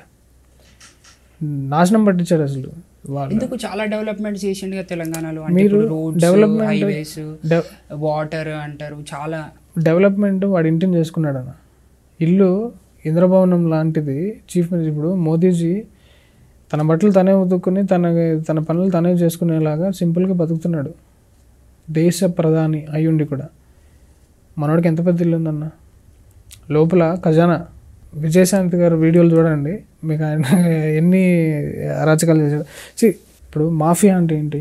ఒక మాఫియా అంటే చాలామందిని ఇట్లా కంట్రోల్ చేసి భయపెట్టి వాళ్ళని డబ్బులు లాక్కునేది మాఫియా అంటే. గవర్నమెంట్లు ఏం చేస్తున్నాయి? జనాలను భయపెట్టి అది చేసి ట్యాక్స్ లాక్కొని వాళ్ళు రిచ్ పీపుల్ అవుతున్నారు కదా. దొంగలాగా లిక్కర్ స్కామ్లు చేయడం ఏంటన్నా? తాగుబోతులు స్టేట్ డెవలప్మెంట్ అది చేశాడు మనోడు. ఇప్పుడు నీకు రోడ్లు బిల్డింగులు కూడా వేయకపోతే నువ్వు చీఫ్ మినిస్టర్ అయిన 2వ సంవత్సరంలోనే కిందకి వెళ్ళిపోతావు నువ్వు. అది మినిమం చేయాలి. అది చేసుకున్నాడు. That's fine. That doesn't even come under development. ఇప్పుడు మనం తెలంగాణ యూత్లో చూసుకున్నట్టయితే అన్న, కేటీఆర్ గారికి చాలా ఫాలోయింగ్ ఉంది కంపేర్ టు కేసీఆర్. అంటే లైక్ ఐటీ మినిస్టర్గా ఆయనకు వచ్చిన ఫాలోయింగ్ కావచ్చు, అన్నీ కావచ్చు. సో ఇప్పుడు మీరు కేసీఆర్ గారి గురించి చెప్పారు. So what about KTR? RS Praveen Kumar వీళ్ళందరూ కలిసి వాళ్ళకి సపోర్ట్ చేసుకునే కదా ముందుకెళ్ళారు వాళ్ళు. So you can understand the anti Hindu agendas. వాళ్ళే ఇప్పుడు ఆర్ఎస్ ప్రవీణ్ కుమార్ ఏంటి ప్రమాణ స్వీకారం చేయించాడు. కృష్ణుడు వీళ్ళంతా దేవుళ్ళు కాదు, మేము ప్రార్థించము అనే టైప్లో అంబేద్కర్ దాని ఏమంటారు వాదాన్ని ప్లస్ ఆ దళితుల పాలిటిక్స్ని లేపాడు కదా. నాకు రాముని మీద కృష్ణుని మీద నమ్మకం లేదు. ఈ ఒక్క ప్రతిజ్ఞ ఎపిసోడ్ తెలుగు రాష్ట్రాల్లో పెనుదుమారాన్ని రేపుతోంది. గురుకులాల సెక్రటరీ ప్రవీణ్ కుమార్ ఇప్పుడు ఈ బిగ్ డిబేట్ కు సెంటర్ పాయింట్. హిందూ దేవుళ్లను కించపరిచేలా వ్యాఖ్యలు చేశారంటూ రగిలిపోతున్నాయి హిందూ భారతీయ జనతా పార్టీ నేతలు. కేంద్ర స్థాయిలోనే ఆయన సంగతి తేలుస్తామంటూ నేతల వార్నింగ్ తో వెదర్ హీటెక్కిపోతోంది. స్వేరోస్ పేరుతో చేస్తున్న దోపిడీ సంగతి నిగ్గు తేల్చాలంటూ డిమాండ్లు వినిపిస్తున్నాయి. వాళ్ళు వీళ్ళు ఫ్రెండ్స్ కదా. సో యూ కెన్ ఇమాజిన్ వాళ్ళకి ఇక్కడున్న హిందుత్వాన్ని లేపాలని కానీ స్పిరిచువాలిటీని నెలకొల్పాలని సనాతన ధర్మం మీద అసలు వాళ్ళకి లోపల లేదు, హార్ట్లో లేదు. ఐదర్ ఆపర్చునిటీస్ ఇప్పుడున్న ఆపర్చునిటీని వాడుకుని ముందుకెళ్దాము, లేకపోతే ఫుల్గా డబ్బులు దండుకుందాము. ఇప్పుడు ఒకవేళ ఏమైనా ప్రాబ్లం వచ్చిందంటే ఏదైనా దీవిని కొనుక్కుని అక్కడికి పారిపోదాము. This is what they are. ఇప్పుడు హైటెక్ సిటీ మొత్తం వాళ్ళే డెవలప్ చేసినారు అవన్నీ అంటారు, కంపెనీస్ని తీసుకొచ్చినారు అంటారు కదా, దాని గురించి ఏమంటారు? బెంగళూరు అండ్ హైదరాబాద్ని ఇక్కడి నుంచి ఇక్కడికి లేపిన వాడు చంద్రబాబు నాయుడు. దాన్ని ఎన్ని ఆపర్చునిటీస్ తీసుకొచ్చాడు కంపెనీస్. ఆ చంద్రబాబు నాయుడు మైండ్లో 1% లేదు కేసీఆర్కి. మళ్ళీ ఆయన అంటాడు నోరు తీసుకుని. మనం చూసాం చంద్రబాబు నాయుడు ఎంత చేశాడు ఆపర్చునిటీస్. ఇప్పుడు జగన్ ఎండకట్టేస్తున్నాడు స్టేట్స్ని. కియా మోటార్స్ అనంతపురంలో ఎత్తేస్తుంది, అసలు టార్చర్ పెడుతున్నాడు. అసలు డెవలప్మెంట్ ఒక కంపెనీ ఒప్పందం ఎలా జరపాలని తెలిసిన ఐడియా. గంగవరం ప్రొటెస్ట్ తీసుకోండి. గంగవరం ఏంటన్నా అది ఏంటి ప్రతి సంవత్సరం గొడవైనా అక్కడ. 2006లో స్టార్ట్ అయింది అనుకుంటా రాజశేఖర రెడ్డి గారు ఉన్నప్పుడు. అప్పుడు స్టార్ట్ అయిన ప్రొటెస్ట్, వర్కర్స్ ప్రొటెస్ట్ ఇప్పటిదాకా సెటిల్ అవ్వకుండా ఎట్లుంటుంది అన్నది. చంద్రబాబు నాయుడు ఓన్లీ 1 year ఉన్నాడు, తర్వాత మొత్తం రాజశేఖర రెడ్డి జగనే. గంగవరం ప్రొటెస్ట్. మీ ఇంట్లో ఇప్పుడు కరెంట్ రావట్లేదన్న, ఎందుకు రాదు? పవర్ ప్లాంట్ నుంచి రావాలి. వర్కర్స్ అంతా మానేసి అక్కడ గొడవలు చేస్తూ ఉంటే దాన్ని నువ్వు సెటిల్ చేయాలి కదా యాజ్ ఎ చీఫ్ మినిస్టర్. 20,000 మంది లేకపోతే 2,000 మంది కార్మికులు కొన్ని లక్షల మందికి పవర్ లేకుండా చేయగలరు. గోయింగ్ బ్యాక్ టు కాంగ్రెస్ అన్న వన్స్ అగైన్, వాళ్ళకి మైనారిటీస్లో చూసుకున్నట్టయితే వాళ్ళు మేజర్ ఫోకస్ మైనారిటీస్ పైన, క్రిస్టియన్స్ అండ్ ముస్లిమ్స్కి వాళ్ళు డెవలప్ చేస్తారు అని చెప్తారు కదా. సో ఆ సపోర్ట్ ఉంది కదన్న, వాళ్ళు గెలవడానికి కూడా ఛాన్సెస్ ఎక్కువనే ఉన్నాయి కదా. మరి ఆ విధంగా చూసుకున్నట్టయితే, ఆ పర్స్పెక్టివ్లో చూసుకున్నట్టయితే కరెక్ట్. రీసెంట్గా మనకున్న స్టాటిస్టిక్స్ అండ్ డేటా ప్రకారం మైనారిటీ ఫండ్స్ అని ఒకటి ఉంటుంది. అది గవర్నమెంట్ మైనారిటీస్ మీద ఎంత స్పెండ్ చేస్తుంది అనే ఒక లెక్కలు ప్రతి సంవత్సరం తీస్తారు. ఆ లెక్కల్ని కాంగ్రెస్ పార్టీతో కంపేర్ చేసుకుంటే బీజేపీది ఎక్కువ ఉందంట. ఆల్మోస్ట్ ఒక 2,000 కోట్లు ఎక్కువ ఖర్చు పెట్టారు బీజేపీ మైనారిటీస్కి. లివింగ్ ఫ్యాక్ట్స్ ఆ వెబ్సైట్ నేను మీకు వాట్సాప్ చేసిన తర్వాత డైరెక్ట్గా అందులో వెళ్ళి ప్రతి ఒక్క కామన్ మ్యాన్ ప్రతి ఒక్క కామన్ మ్యాన్ చెక్ చేసుకోవచ్చు. అది నేను క్యాల్కులేటర్లో ఆ నంబర్స్ యాడ్ చేసి దాన్ని ఫుల్ నంబర్స్ ఫిగర్స్ పెట్టి నేను ఒక వీడియో చేశాను, ఒక 10 minute వీడియో. లిటరల్గా ప్రూవ్ చేశాను నేను. అది తీసుకుందాం 2000 నుంచి ఇప్పటిదాకా డేటా. మన్మోహన్ సింగ్ 2014 వరకు కాంగ్రెస్ ఎంత చేసింది, 14 to 19 2000 crores ఎక్కువ ఖర్చు పెట్టారు బీజేపీ వాళ్ళు. సో జనాలకు తెలుసు కదా. మరి అయినా కూడా వీళ్ళు ఎప్పుడు కూడా కాంగ్రెస్ వాళ్ళు టార్గెట్ చేసేది ముస్లిమ్స్ అండ్ క్రిస్టియన్స్ మైనారిటీస్కి నష్టం జరుగుతుందనే పోర్ట్రే చేస్తుంటారు. మరి ఇవన్నీ క్యాల్కులేషన్స్ ఉన్నా కూడా ఎట్లా పోర్ట్రే చేయగలుగుతున్నారు అవన్నీ? ప్రాపగెండా అంటే అదన్న. ప్రాపగెండా అంటే జర్నలిస్టులకి డబ్బులు ఇచ్చి అది ఇచ్చి, బికాస్ ఆ ఎమోషన్లో నీ కొన్ని ఎంతమంది చేసినా కూడా నువ్వు భయానికి గురి చేస్తారు. ఓకే బీజేపీ వస్తే మా జీవితాలు రిస్క్లో ఉన్నాయి, ఆ భయంలో నువ్వు వెళ్ళి నొక్కుతావు బటన్. ఇండియాలో ముస్లిమ్స్ అండ్ క్రిస్టియన్స్ది ఫ్యూచర్ ఏంటన్నా? ప్రపంచంలో ఉండే అన్ని దేశాలలోకి ద మోస్ట్ సెక్యూర్ దేశం భారతదేశం. ఏ రిలీజన్కైనా సెక్యులర్ కాదు, secure. Lots of difference between both. Secure country మనది. అంటే కాలు మీద కాలు. అంటే అమెరికాలో లైఫ్ బతికొచ్చినోడిని, ఆఫ్ఘనిస్తాన్లో బతికొచ్చినోడిని నువ్వు తీసుకుంటే, అమెరికాలో ఒక ఇల్లు నువ్వు కట్టుకోవాలి అంటే యాజ్ ఇట్ ఈస్ ఫోటో పక్కనే ఎలా ఉందో అలాగే కట్టాలి. నీ ఇష్టం వచ్చినట్టు కట్టుకోవడానికి లేదు అక్కడ.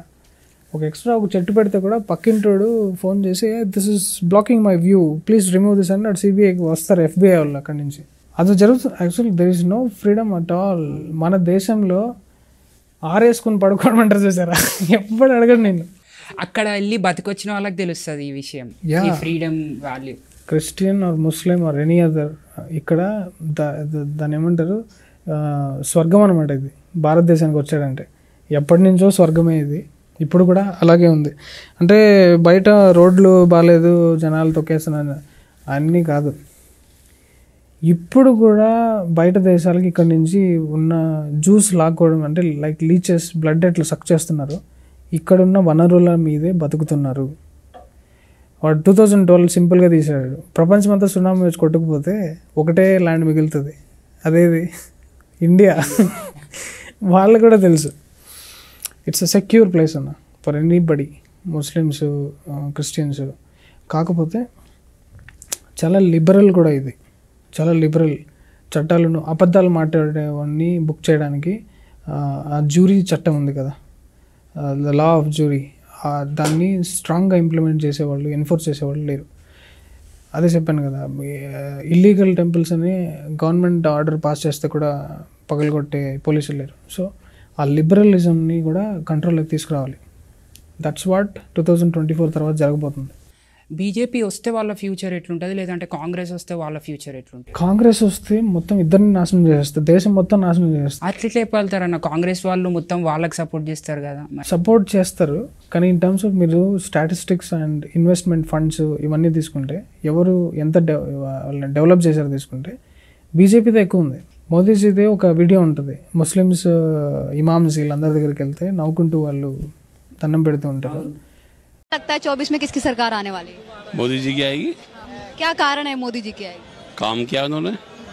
क्या काम किए हैं? कितने काम गिनाऊं? 100 काम तो मैं गिना सकता हूँ आपको। 5 साल तक रोज सबको क्या मिलता है, राशन मिल रहा है, शौचालय बना के दे दिए, घर बना के दे दिए गरीबों को। जी ठीक है, मुद्रा योजना कितनी, महिलाओं के लिए कितनी योजना बताऊँ आपको मैं। सुरक्षा के मामले कितना बढ़िया है, और बताइए आप। కాంగ్రెస్ వచ్చిన తర్వాత కరెంట్ కూడా లేదు అసలు. కొంతమంది అయితే కాంగ్రెస్ వస్తే వర్షాలు పడతాయని చెప్తున్నారు. దరిద్రం చుట్టుకుంటే దేశానికి. లేదు, బీఆర్ఎస్ పార్టీ వాళ్ళు ప్రచారంలో కూడా అదే చెప్తున్నారు. మేము ఉన్నన్ని రోజులు తెలంగాణ అంతా బంగారంగా ఉండే, ఫుల్ వర్షాలు పడుతుండే, పంటలన్నీ వెలిగిపోతుండే. ఇప్పుడు అది ఉంది, రేవంత్ రెడ్డి రాగానే అన్ని ఎండిపోయినాయి అని అంటున్నారు కదా. సో మనం ఫ్యాక్ట్స్ అండ్ నంబర్స్, స్పిరిచువాలిటీ కాకుండా ఫ్యాక్ట్స్ అండ్ నంబర్స్ తీసుకుంటే కూడా ముస్లింలు క్రిస్టియన్లు బీజేపీ వల్ల చాలా హ్యాపీగా ఉన్నారు. న్యూస్ ఇస్ మ్యాగ్నిఫైడ్ అన్న. న్యూస్లో రెడిక్యులస్ అమౌంట్ ఆఫ్ మిస్ఇన్ఫర్మేషన్ వెళ్తుంది. కంట్రోల్ లేకుండా పోతుంది. ఎలక్షన్స్ టైంలో ఇంకా పెరిగిపోయింది, మల్టీఫోల్డ్ అయింది అది. June 4th వరకు కూడా వీళ్ళు చెప్తుంటారు రాహుల్ గాంధీ ప్రైమ్ మినిస్టర్ అని చెప్తుంటారు వీళ్ళు. అరే నువ్వు రావురా, నీకు లేదురా ఈ టైంలో. యాజ్ యూ సెడ్, కాంగ్రెస్ అంటేనే ముస్లిమ్స్ అండ్ క్రిస్టియన్స్, కరెక్ట్ అది. కాంగ్రెస్ అనేది నేను డైరెక్ట్ ఏం చెప్పాను, కాంగ్రెస్ అపోజిషన్ పార్టీ కాదురా భయ్, దేశాన్ని నాశనం చేయడానికి సెటప్ చేసిన పార్టీ అని కూడా చెప్పేశాను నేను. అండ్ అదే ఒకప్పుడు లాస్ట్లో మీరు 70 years ఆఫ్ హిస్టరీ తీసుకుంటే మొత్తం హిందువులకు యాంటీగా, హిందువులకు అగెన్స్ట్గా చేశారు తప్ప వాళ్ళు దేశానికి ఏం చేయాలి. ఈ ఢిల్లీ లిక్కర్ కేసు వెనుకున్న రియల్ స్టోరీ ఏంటన్నా అసలు? ఫస్ట్ ఈడీ కంప్లైంట్స్లో కొన్ని కోట్ల ట్రాన్సాక్షన్స్ చూసిందన్న. 1500, I don't remember the exact number, but థౌజండ్స్లో ఉన్నాయి క్రోర్స్ ట్రాన్సాక్షన్స్. చూసిన తర్వాత ఈ చీఫ్ మినిస్టర్లంతా ఒక మీటింగ్ అటెండ్ అవటము, ఆ మీటింగ్లో ఎవరెవరు పార్టిసిపేట్ చేశారో ఆ లిస్ట్ డేటా అంతా తీసుకుని రైడ్లు చేయడం స్టార్ట్ చేశారు. మన కవిత గారు దొరికారు అందులో, మన కేజ్రీవాల్ దొరికాడు. వీళ్ళిద్దరిని అయితే 7 times కేజ్రీవాల్కి నోటీస్ పంపించారు. మనడు ఎలా ఎస్కేప్ అవ్వాలి, ఎలా దక్కోవాలి, ఇదంతా ట్రై చేయడం వల్ల లాస్ట్కి డైరెక్ట్గా వెళ్ళి మనకి ఫోటోలు చూసింటారు కదా, కుక్కని లాక్కొచ్చినారు ఈడీ. లాక్కొచ్చి ఇప్పుడు బెయిల్ ఇవ్వడానికి కూడా ఆస్కారం లేకుండా పోయింది. And this woman in Telangana చాలా రెస్పెక్ట్ఫుల్గా తీసుకెళ్ళి జైల్లో పెట్టారు. చాలా ట్రై చేస్తున్నారు బెయిల్ రావడానికి, కానీ అది రాదు. అంటే సింపుల్గా ఒక కామన్ మ్యాన్కి అర్థమయ్యేటట్టు అది ఏం జరిగిందో చెప్పాలంటే ఎట్లా చెప్తారన్న? సింపుల్గా చెప్పాలి ఎట్లంటే, డబ్బు కోసం ఆశపడి, ఇప్పుడు ఫర్ ఎగ్జాంపుల్ సత్యం కంప్యూటర్స్ ఉన్నాడన్న. సత్యం కంప్యూటర్స్ కొన్ని కోట్ల స్కామ్ చేశాడని లోపల పెట్టి ఏం చేశాడు మనడు, రియల్ ఎస్టేట్ భూమిలో ఉంటే ఆ 73 crores ఏదో ఒక ల్యాండ్ ఉంటే దాని మీద తీసుకెళ్ళి జస్ట్ ఇన్వెస్ట్ చేసుకున్నాడు ఆయన, అంతే. దానివల్ల ఆయన ఏదో కోటీశ్వరుడు. సడన్గా రిసెషన్ రావడము, అది పడిపోవడము, పెట్టిన డబ్బు అంతా నష్టపోవడము జరిగింది. కాదు మనిషి అనేవాడికి ఇంక నువ్వు సెకండ్ ఆపర్చునిటీ, కుక్కలకి పనికిమాలిన వాళ్ళందరికీ ఆపర్చునిటీస్, సెకండ్ ఛాన్స్ ఇస్తుంటారు. ఈయన మాత్రం జీవితం ఎందుకు నాశనం చేశారు? ఇప్పుడు అంత డబ్బుగా ఆయన వచ్చింటే అన్న ఇండియాస్ రిచెస్ట్ పర్సన్ అయ్యాడు అన్న. ఇండియాస్ రిచెస్ట్ పర్సన్ అయ్యే పాసిబిలిటీని సత్యం అనే అతనికి జనాలంతా కలిసి లేకుండా చేశారు. అవమానం కానీ అది కానీ ఇది కానీ ఏముంది, మిస్టేక్ సరే రాబాయి, నా పర్సనల్ అది. జనాలను ఎవరిని ఇట్లా తొక్కేసి ఇదంతా జీవితాలు అల్లకల్లోలం చేసే రేంజ్ కాదు కదా అది. ఇప్పుడు ఇది తీసుకుంటే డబ్బాస్ అనేది సరే నువ్వు ఏమన్నా చేసుకో, this is sure case of fraud కదా ఇది. ఆల్కహాల్ అనేది, లిక్కర్ అనేది, ఈ పోర్ట్స్ ఇట్లాంటి బార్డర్స్ అన్నీ నువ్వు నీ దగ్గర పెట్టుకుని నీకున్న గుండాలు వాళ్ళందరి చేత నువ్వు డ్రగ్స్ అన్నీ స్టేట్లోకి రప్పించి యూత్ జీవితం ఏమవుతుందన్న? ప్రతి ఒక్కటి తాగుడుకి బానిస చేస్తే 1,500 కోట్ల అంటే రాష్ట్రాన్ని ఇంకా మొత్తం మందుతో ఇట్లా స్విమ్మింగ్ లేపుదాం అనుకున్నావు నువ్వు, తీసుకెళ్ళి బొక్కలేసారు. మంచిది అని ఇప్పుడు బీజేపీలో మెంబర్ కూడా కానీ మాధవీలత గారికి మన హైదరాబాద్లో టికెట్ ఇవ్వడానికి కారణం ఏంటన్నా, దాని వెనుకున్న స్ట్రాటజీ ఏంటి అసలు? కొంతమంది చేసే ఓవర్ యాక్షన్స్. హలీం జాదాలో కౌన్ కాతే అని నవ్వుతున్నాడు. रमजान में हलीम हमारे से ज्यादा कौन खाते और क्या बोल के खाते? बीवी भेज रही है खा के आओ बोल के. ఎవడు హిందువులు తింటున్నారు. ఎట్లుంటుంది పరిస్థితి అక్కడ? అంత దారుణంగా ఉంటాయి మనోళ్ళు. ఇప్పుడు పోయి నువ్వు ఇంకా వేసుకుని జై శ్రీరామ్ అనే ఎమోషన్ నీకు రాకపోతే ఎవడొస్తాడన్నా అసలు? దీన్ని కంట్రోల్లో పెట్టాలి కదా first. We need some person there. అసలు గాడ్స్ గ్రేస్, అసలు మాధవీలత గారు దుమ్ము లేపుతున్నారు అక్కడ. ఓకే, ఇన్ని లెవెల్స్లో వర్క్ చేయాల్సి ఉంటుంది. సో తను చేసిన పాస్ట్లో చేసిన సేవ కావచ్చు, సర్వీసెస్ కావచ్చు, లేదంటే కంట్రీ గురించి చేసిన వర్క్స్ కావచ్చు, ఇవన్నిటిని క్యాల్కులేట్ చేసి ఇచ్చుంటారంటారు అన్న. మరి maybe of course chance is there for everybody అన్న. Chance is there for even you and me also. ఇప్పుడు సొసైటీలో నువ్వు పనిచేసేవాళ్ళంటే నీకు బీజేపీ స్క్రూట్ని చాలా దారుణంగా ఉంటుందన్న. ఫస్ట్ ఏంటంటే నువ్వు ఆర్ఎస్ఎస్ సిద్ధాంతాల్లో ఉండాలి. ఫస్ట్ పాయింట్ ఆర్ఎస్ఎస్ సిద్ధాంతాలు ఇన్ ద సెన్స్ జనాలు వెంటనే ఆర్ఎస్ఎస్ మరి గాంధీకి దండం పెడుతుంది అట్లా కాదు చూడాల్సింది. వాళ్ళు హిందుత్వాన్ని, హిందూయిజంనే డిఫైన్ చేశారన్న వెరీ బ్రాడ్లీ. చాలా అద్భుతంగా ఉంటుంది. ఎలా అన్నారంటే Hindutva is different, Hinduism is different. Hinduism ఒకటి కాదు. ఎనీ ఇజం అనేది క్లోజ్డ్ బుక్ ఆఫ్ థాట్. అంటే నువ్వు ఒక కమాండ్మెంట్ రాసేసావు అంటే దాన్ని మార్చడానికి ఉండదు. అలాంటివి Islamism, Christianism, secularism, goondaism, rowdyism అవి ఉంటాయి. వాళ్ళ పద్ధతులే అట్లుంటాయి. గూండాలకి సిద్ధాంతం రే కూర్చోంటే కూర్చోవాలి, లేదంటే లేయాలి కదా. హిందుత్వ అట్లా కాదు. దాన్ని హిందూయిజం చేయకండి. ఎంత ఉంది డెప్త్. లీడర్ ఒకటి రైజ్ అవుతాడు, అన్నీ పని చేస్తూ ఉంటాడు, దాన ధర్మాలు చేస్తూ ఉంటాడు, తీసుకొచ్చి పొలిటీషియన్ ఇచ్చేస్తారు. వాళ్ళు నీ బ్రెయిన్ ఎలా ట్యూన్ చేసి అది చూస్తారనమాట. మేబీ మాధవలత గారు దాంట్లో సింక్ అయి ఉండొచ్చు, వాళ్ళ సిద్ధాంతాలతో సింక్ అయినందుకు ఇచ్చి ఉంటారంట. ఎస్, అది చూస్తే కంపల్సరీ ఆ స్క్రూటినీ జరుగుతుంది అన్న. బీజేపీ ఊరికే అయిపోతుంది. మీకు అవన్నీ ఉంటేనే నువ్వు లాస్ట్కి తీసుకెళ్ళి నువ్వు ఏదో ప్రమోట్ చేసుకో. ఇప్పుడు కొంతమంది కృష్ణుడు మహాభారతం యుద్ధం చేసి అందరిని లేపేశాడు, సో మనం కూడా లేపేద్దామని బయలుదేరతారు. అది కూడా ఉండాలి, అది చాలా అవసరం అది. కానీ అట్ ద సేమ్ టైం ఇలాంటివన్నీ నువ్వు చీఫ్ మినిస్టర్, ప్రైమ్ మినిస్టర్గాను ఊహించుకోగలవా అనేది కూడా మ్యాటర్స్. ఇప్పుడు యోగి ఆదిత్యనాథ్ గారికి కూడా స్టార్టింగ్లో ఎన్ని వార్నింగ్స్ వెళ్ళి ఉంటాయి, చేయకట్లా అని. కానీ మనోడు దెర్ ఈస్ అ వే. మోదీ గారితో కూర్చొని మీరు గుజరాత్లో ఉన్నప్పుడు గోద్రా రైట్స్ అన్నింటినీ ఎలా హ్యాండిల్ చేశారు, నాకు ఆ పద్ధతి చెప్పండి, ఎన్కౌంటర్స్ కానీ ఆ టెక్నాలజీ అంతా తెలుసుకుని లీగలీ బుల్డోజర్ వాడుతున్నాడు. It's not encroaching legal. First document అది మీకు అది లీగల్ నోటీస్ వస్తుంది, ఆ తర్వాత స్విఫ్ట్ యాక్షన్ జరుగుతుంది. సో ఇలా పర్ఫామ్ చేయగలిగే లీడర్స్ కావాలి. That's how they choose. Pawan Kalyan గారి పైన ఒపీనియన్ ఏంటన్నా మీది? ఎక్సలెంట్ అన్న. ఇందాకే మీరు మహాత్మా గాంధీ గురించి కొన్ని పాయింట్స్ చెప్పినారు కదా, సో గాంధీని చంపిన గాడ్సే పైన మీ అభిప్రాయం ఏంటన్నా? క్వశ్చన్లో చిన్న కరెక్షన్, మహాత్మా గాంధీ కాదు, గాంధీ. ఎందుకన్నా చిన్నప్పటి నుంచి మన బుక్స్లో అట్లనే చదువుకున్నాం కదా. సాయి దీపక్ గారు is not a Mahatma, is a politician అన్నాడు. I refuse to call him Mahatma. I've never called him Mahatma. I will not call him Mahatma. For me, he's just Mohandas Karamchand Gandhi. I don't think you should deify someone so much. If Sri Rama can be criticized, why should Gandhi not be criticized? Is Gandhi bigger than Rama who he worshipped? He's not. And he was a politician, not a saint. He was a politician, not a saint. Remember that. Keep telling yourself that each time you're tempted to worship a politician, regardless of whoever he is or she is. దాన్ని agree చేస్తారా మరి మీరు? That is a very good statement. అట్లాంటి వాళ్ళు ఇంకా ఎక్కువ పెరగాలి, ఆ క్లారిటీ అయినా ఇవ్వాలి. Is just a politician. నేనేంటంటే నేను అది కూడా ఇవ్వను గాంధీకి. Is a worst politician. గుజరాత్లో పుట్టాడన్న గాంధీ, పక్క దేశం నుంచి వచ్చాడు, ఆయన బ్రిటిషు అన్ని కల్పిత కథలు. గుజరాత్లో పోర్బందర్లో October 2. తర్వాత ఏంటి, ఇంగ్లాండ్లో చదివాడు. ఆయన పుట్టింది మామూలు ఫ్యామిలీ కాదు. వాళ్ళ నాన్న రాజ్కోట్ ఏరియాకి ప్రైమ్ మినిస్టర్, దేవాన్ అంటారు అప్పట్లో, chief minister, prime minister range అది. చాలా ఉన్న ఫ్యామిలీలో పుట్టాడు. ఫారెన్లో చదువుకున్నాడు, ఇంగ్లాండ్లో చదువుకున్నాడు.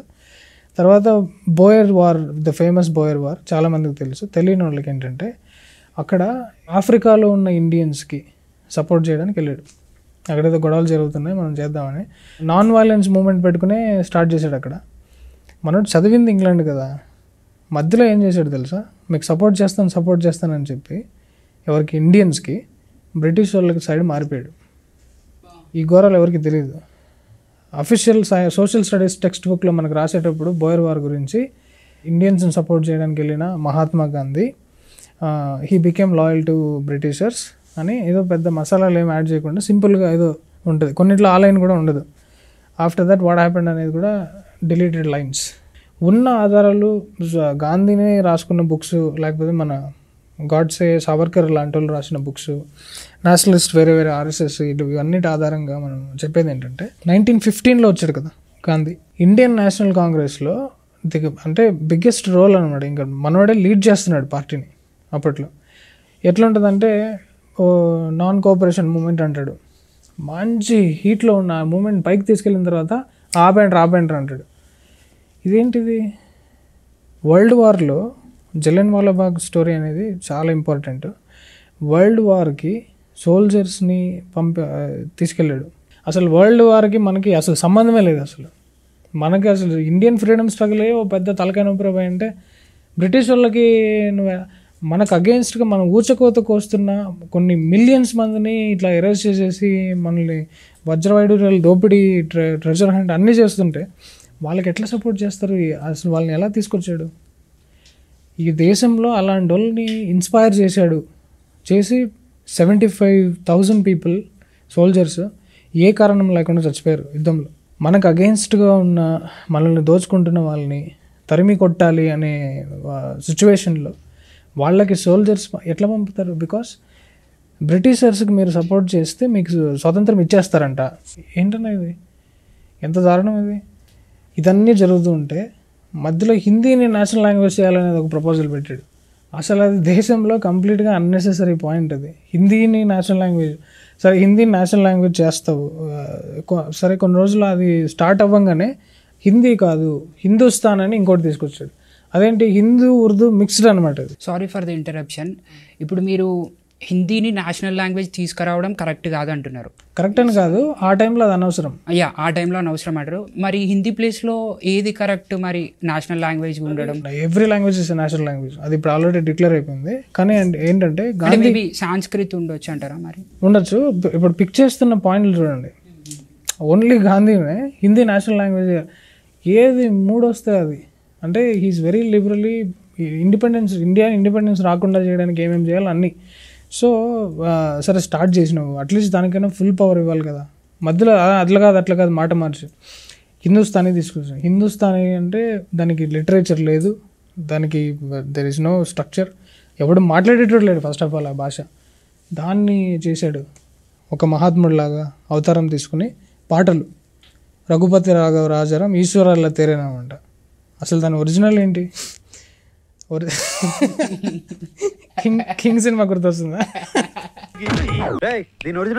రఘుపతి రాఘవ రాజారాం పతిత పావన సీతారాం సుందర విగ్రహ మేఘాశ్యాం గంగా తులసీ సాలగ్రాం భద్రగిరీశ్వర సీతారాం భగత జన ప్రియ సీతారాం. ఇంత కామెడీ చేసుకుని ఎంజాయ్ చేసుకుంటా లాస్ట్కి ఏం చేశాడు? పాకిస్తాన్ పార్టీషన్ అయిపోయి మన ముస్లిమ్స్ అంతా హిందువులని పడి రేపులు అవన్నీ దారుణాలన్నీ చేస్తుంటే అంతమంది లీడర్స్ ఉన్నా కూడా మీరు ఆపండి, దీన్ని ఇట్లా చేయకండి అని గాంధీ చెప్పలేదే. జలియన్ వాలాబాగ్ అన్న అత్యంత దారుణమైన పని చేశాడు గాంధీ. పండగ ఆ వైశాఖ మాసము జనాలందరూ గ్యాదర్ అయ్యారు.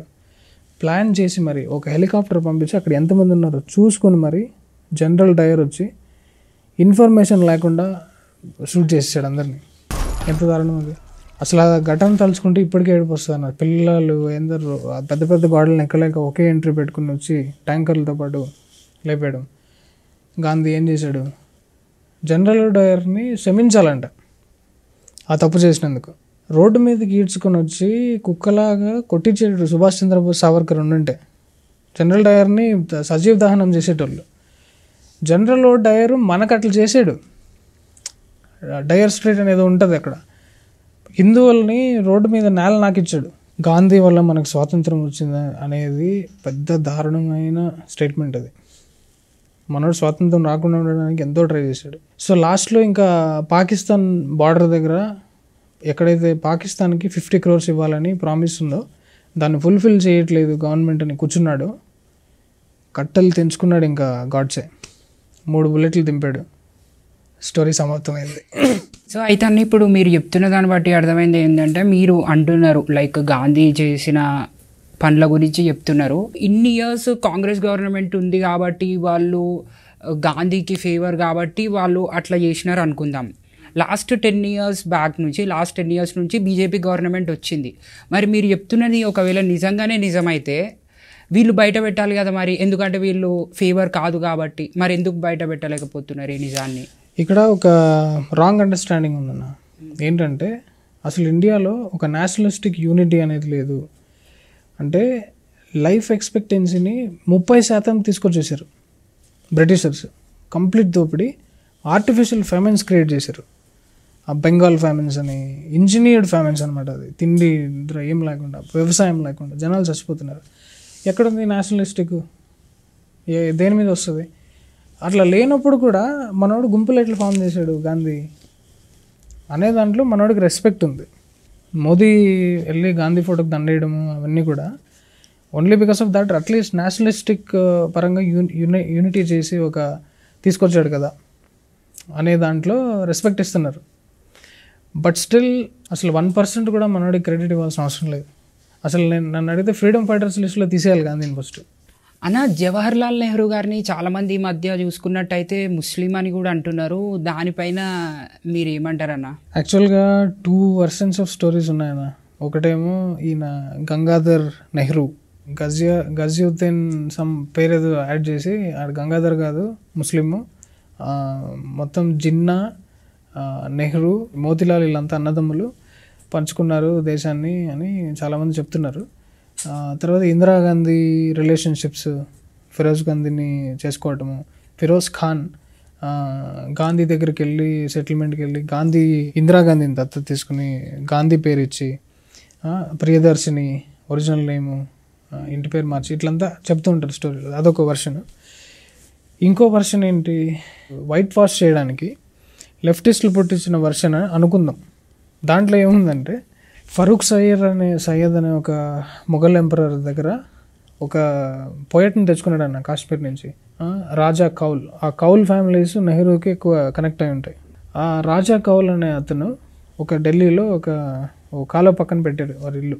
నెహర్ హిందీలో కాలువ కదా, అందుకని ఆ రాజా కౌలు పోయట్స్కి ఇంకా ఇవన్నీ అట్రిబ్యూట్ చేస్తుంటారు కాబట్టి రాజా కౌల్ నెహ్రూ రాజా నెహ్రూ అయ్యాడు. వాళ్ళకి పుట్టిన కొడుకులందరూ కూడా వంశపారంపర్యంగా ఫరూక్ సయ్యద్ ఆస్థానంలో వీళ్ళు పోయట్స్ అనమాట. పర్షియన్ అండ్ ఇంగ్లీష్ ఇవన్నీ కూడా బాగా వచ్చుంటాయి వాళ్ళకి. ఈ తర్వాత విశ్వనాథ్ నెహ్రూ అని, రామ్సేన్ నెహ్రూ అని కొడుకులు పుట్టి దాని తర్వాత 3వ జనరేషను ఈయన గంగాధర్ నెహ్రూ. ఆ గంగాధర్ నెహ్రూ ఇదంతా హిందువే. ఇది గంగాధర్ నెహ్రూ ఏం చేశాడు, యంగెస్ట్ ఏజ్లోనే చీఫ్ ఆఫ్ మొఘల్ పోలీస్ అయ్యాడనమాట. అక్కడ యుద్ధాలు స్టార్ట్ చేశారు. 1857 రివోల్ట్ వచ్చేసరికి ఈయన బహదూర్ షా ఉండేవాడన్న. ఆయనతోనే ఇంకా మొఘల్ సుల్తానేట్ అంతమవుతుంది. ఏం చేశాడంటే వీళ్ళంతా ముస్లిమ్స్ హిందూస్ కలిసి పోరాడిన యుద్ధం కదా 1857 సిపాయి మ్యూటిని. అందులో వీళ్ళ రాజ్యాలంతా పోయేసరికి గంగాధర్ ఏంటంటే మొత్తం ఫ్యామిలీ పెట్టబడే సర్దుకుని వెళ్ళిపోయారు. ఇన్ని బహదూర్ షాని బ్రిటిష్ వాళ్ళు పట్టుకున్నారు. కింగ్ రాజ్యమే లేదు, ఇంక వీళ్ళు ఏం చేస్తారని చెప్పి ఆగ్రా బయలుదేరారు. అక్కడ కూడా వీళ్ళందరినీ తప్పించుకుని బ్రిటిష్ ఏజెంట్స్ని, మనోడికి ఇంగ్లీష్ వచ్చు కాబట్టి తప్పించుకుని బయలుదేరాడు. అక్కడికి వెళ్ళి స్టార్ట్ చేశారు. అప్పుడు ఈ గంగాధర్ నెహ్రూ అనే అతనికి నందలాల్ నెహ్రూ, బన్స్లాల్ నెహ్రూ ఇద్దరు ఉన్నారు కొడుకులు. ఈ 3వ కొడుకు మోతీలాల్ నెహ్రూ పుట్టేసరికి గంగాధర్ నెహ్రూ చనిపోయాడు. మోతీలాల్ నెహ్రూ తర్వాత నుంచి ఇంకా మనకి ఈ నెహ్రూ ఫ్యామిలీ స్టార్ట్ అవుతుంది అక్కడి నుంచి. ఇదొక స్టోరీ. సో మీకు ఆ లీనియేజ్ మొత్తం తీసుకుంటే హిందూ నేమ్సే ఉన్నాయి ఇక్కడ అన్నీ. కాకపోతే వాళ్ళు పనిచేసిందంతా బ్రిటిషర్స్కి, మొఘల్స్కి ఇట్లా ఉన్నాయి. మోతీలాల్ నెహ్రూ నుంచి తీసుకుందాం లాస్ట్. మోతీలాల్ నెహ్రూ కొడుకు డైరెక్ట్ జవహర్లాల్ నెహ్రూ కదా. సో మోతీలాల్ నెహ్రూ అప్పట్లోనే యాక్చువల్గా చెప్పాలంటే ఇండియాలో రిచెస్ట్ పర్సన్ మోతీలాల్ నెహ్రూ. తర్వాత ఇంకా జవహర్లాల్ నెహ్రూని ఈ ప్రైమ్ మినిస్టరియల్ పొజిషన్లో ఈ గాంధీ ఇవన్నీ మనం పాత ఎపిసోడ్ కనెక్ట్ చేస్తే యాక్చువల్గా తర్వాత జరిగింది జనాలందరికీ తెలుసు. హిందువా ముస్లిమా అనేది యాక్చువల్గా వ్యాలిడ్ కరెక్ట్గా ఇదే అని ఖచ్చితంగా చెప్పేవాళ్ళు ఎక్కడ లేరు. ఆ ముస్లిం వర్షన్ స్టోరీ కూడా ఐ నీడ్ టు ఎక్స్ప్లోర్. దాంట్లో అయితే నాకు చాలా బొక్కలు కనిపిస్తున్నాయి. ఈ మధ్యలో ఈ ఫిరోజ్ గాంధీ పర్షియన్, అతను ఆల్రెడీ ఇంకో అఫేర్ ఉన్నప్పుడే నెహ్రూ పుట్టాడు, ఇట్లాంటి స్టోరీస్ ఉన్నాయి కదా. నేను ఎక్కడ అది రిలేట్ చేసుకోలేకపోతున్నాను. But this line of Gangadhar King అనేది ఇది చాలా వ్యాలిడ్గా ఉంది. ఇది ఇప్పుడు మదర్ తెరీసా గురించి చూసుకున్నట్టయితే అన్న, మన టెక్స్ట్ బుక్స్లో చూసినా మన సినిమాలలో చూసినా ఒక గ్రేట్ పర్సనాలిటీ లాగా చూపించారు. ఇప్పటివరకు కూడా అందరి దృష్టిలో అదే. కానీ మిమ్మల్ని చూసుకున్నట్టయితే మీరు ఎప్పుడు కూడా తనకి అగేన్స్ట్గానే వెళ్తున్నారు. అసలు ఏంటి దాని రీజన్, దాని వెనుక రీజన్? మనకి సేవ చేసే దాంట్లో ఏ మనిషికైనా కష్టాల్లో ఉన్నవాడిని సేవ చేయడంలో సింపతి, హ్యూమన్ బీయింగ్ సింపతి ఆటోమేటిక్గా వచ్చేస్తుంది. ఆ సింపతి వచ్చే వీక్నెస్ని ఎక్స్ప్లాయిట్ చేస్తూ బిజినెస్ చేసేవాళ్ళు చాలామంది ఉంటారు. ఇందాక మనం పాడ్కాస్ట్లో ప్రపంచంలో అన్నిటికన్నా క్రూయల్ పీపుల్ ఎవరు అంటే బ్రిటిష్, యూకే అని చెప్పాను నేను. క్రిస్టియన్స్, ముస్లిమ్స్ అని చెప్పలా, యూకే అని చెప్పాను. వాళ్ళు ఎంత క్రూయల్ అంటే ఇప్పుడు మరాఠా కింగ్డమ్లో మొత్తం దేశమంతా పరిపాలిస్తుంది అది. అలాంటి దాన్ని ఓడగొట్టారంటే వాళ్ళు ఎంత చాకచక్యంగా ప్లాన్ వేసి ఉండాలి. అంటే అప్పట్లో కింగ్డమ్లో ఉన్న వీక్నెస్ని స్టడీ చేసి డివైడ్ అండ్ రూల్ తీసుకొచ్చి అక్కడ ఉన్న వాళ్ళకి గొడవలు పెట్టి ఇంకా వీకెండ్ చేసి ఇట్లుంటాయి వాళ్ళ పద్ధతులు. జనాల జీవితాలని ఇట్లా తొక్కుకుంటా కాల్చుకుంటా వెళ్తారు వాళ్ళు, యూకే బ్రిటిషర్స్. అలా ప్లాన్ చేసిన ఒక ఏజెంటే తెరిసా. ఎంతోమంది జీవితాలని అసలు 29,000 పేషెంట్స్ రోగాలు వచ్చి చనిపోతే న్యూస్లో వచ్చి దేవుడికి దాని ఏమంటే స్వర్గానికి టికెట్ పొందారు నవ్వుకుంటూ. ఎవడు క్వశ్చన్ చేయడు, ఎందుకంటే అది అనాథ బతుకులు కదా అవి, దాన్ని ఎవడు పట్టించుకోడు కదా.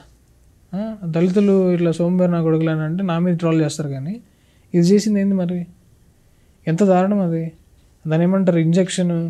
The needles they used and reused over and over and over, and you would see some of the nuns rinsing needles under the cold water tap. And I asked one of them why she was doing it.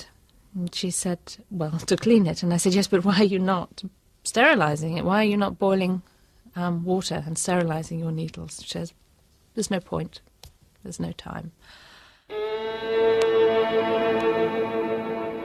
Mother Teresa's cult of death and suffering depends for its effect on the most vulnerable and helpless, abandoned babies, say, or the terminally ill, who supply the occasions for charity and the raw material for demonstrations of compassion.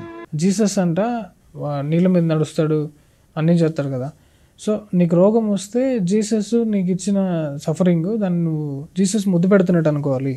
కలరా వచ్చి ఎట్లుంటుంది, నువ్వు జ్వరం వస్తేనే నువ్వు స్నానం చేయలేవు, చన్నీళ్ళతో స్నానం చేయించింది నా డెత్. అది క్రూయల్ డెత్. అది మళ్ళీ ఆ సఫరింగ్ చూసి నవ్వేది దెయ్యం కదా. So 29,000 have died in that one house because St. Peter will not let them go in. So we call baptism tickets for St. Peter.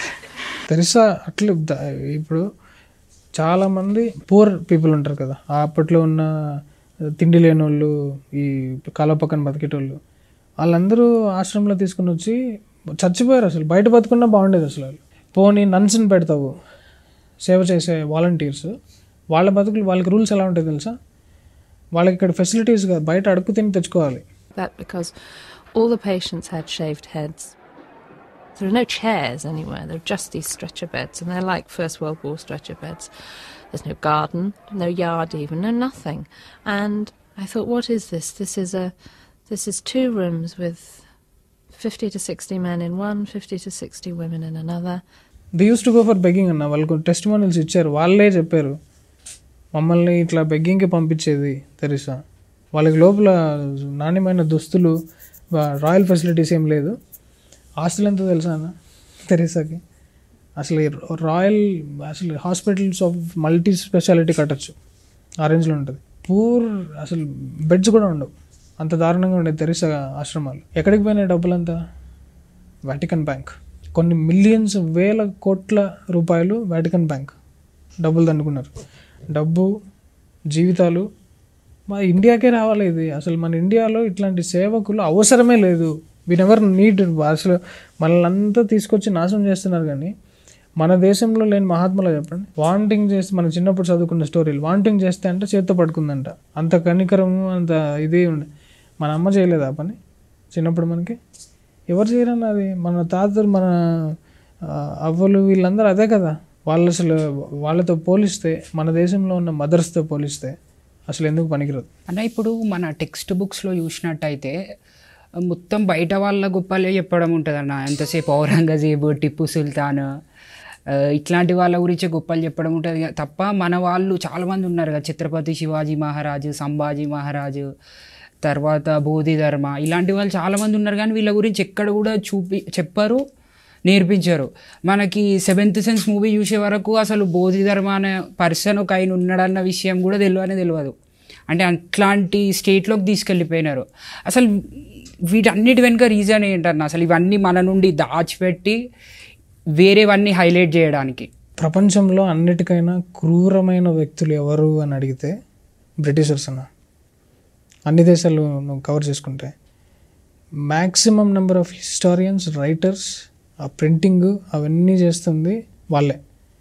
ఇప్పుడు కూడా ప్రపంచంలోనే అతిపెద్ద mafia and goonda news publications ఏదిరా అంటే బీబీసీ. కట్టర్ దొంగలు ఒక్కడు కూడా పనికిరాదు. బీబీసీని ఎదురుగా వేసుకున్నాడు. గనియా ప్రెసిడెంట్ ఉన్నాడు, నరేంద్ర మోదీ ఇచ్చి పడేశాడు.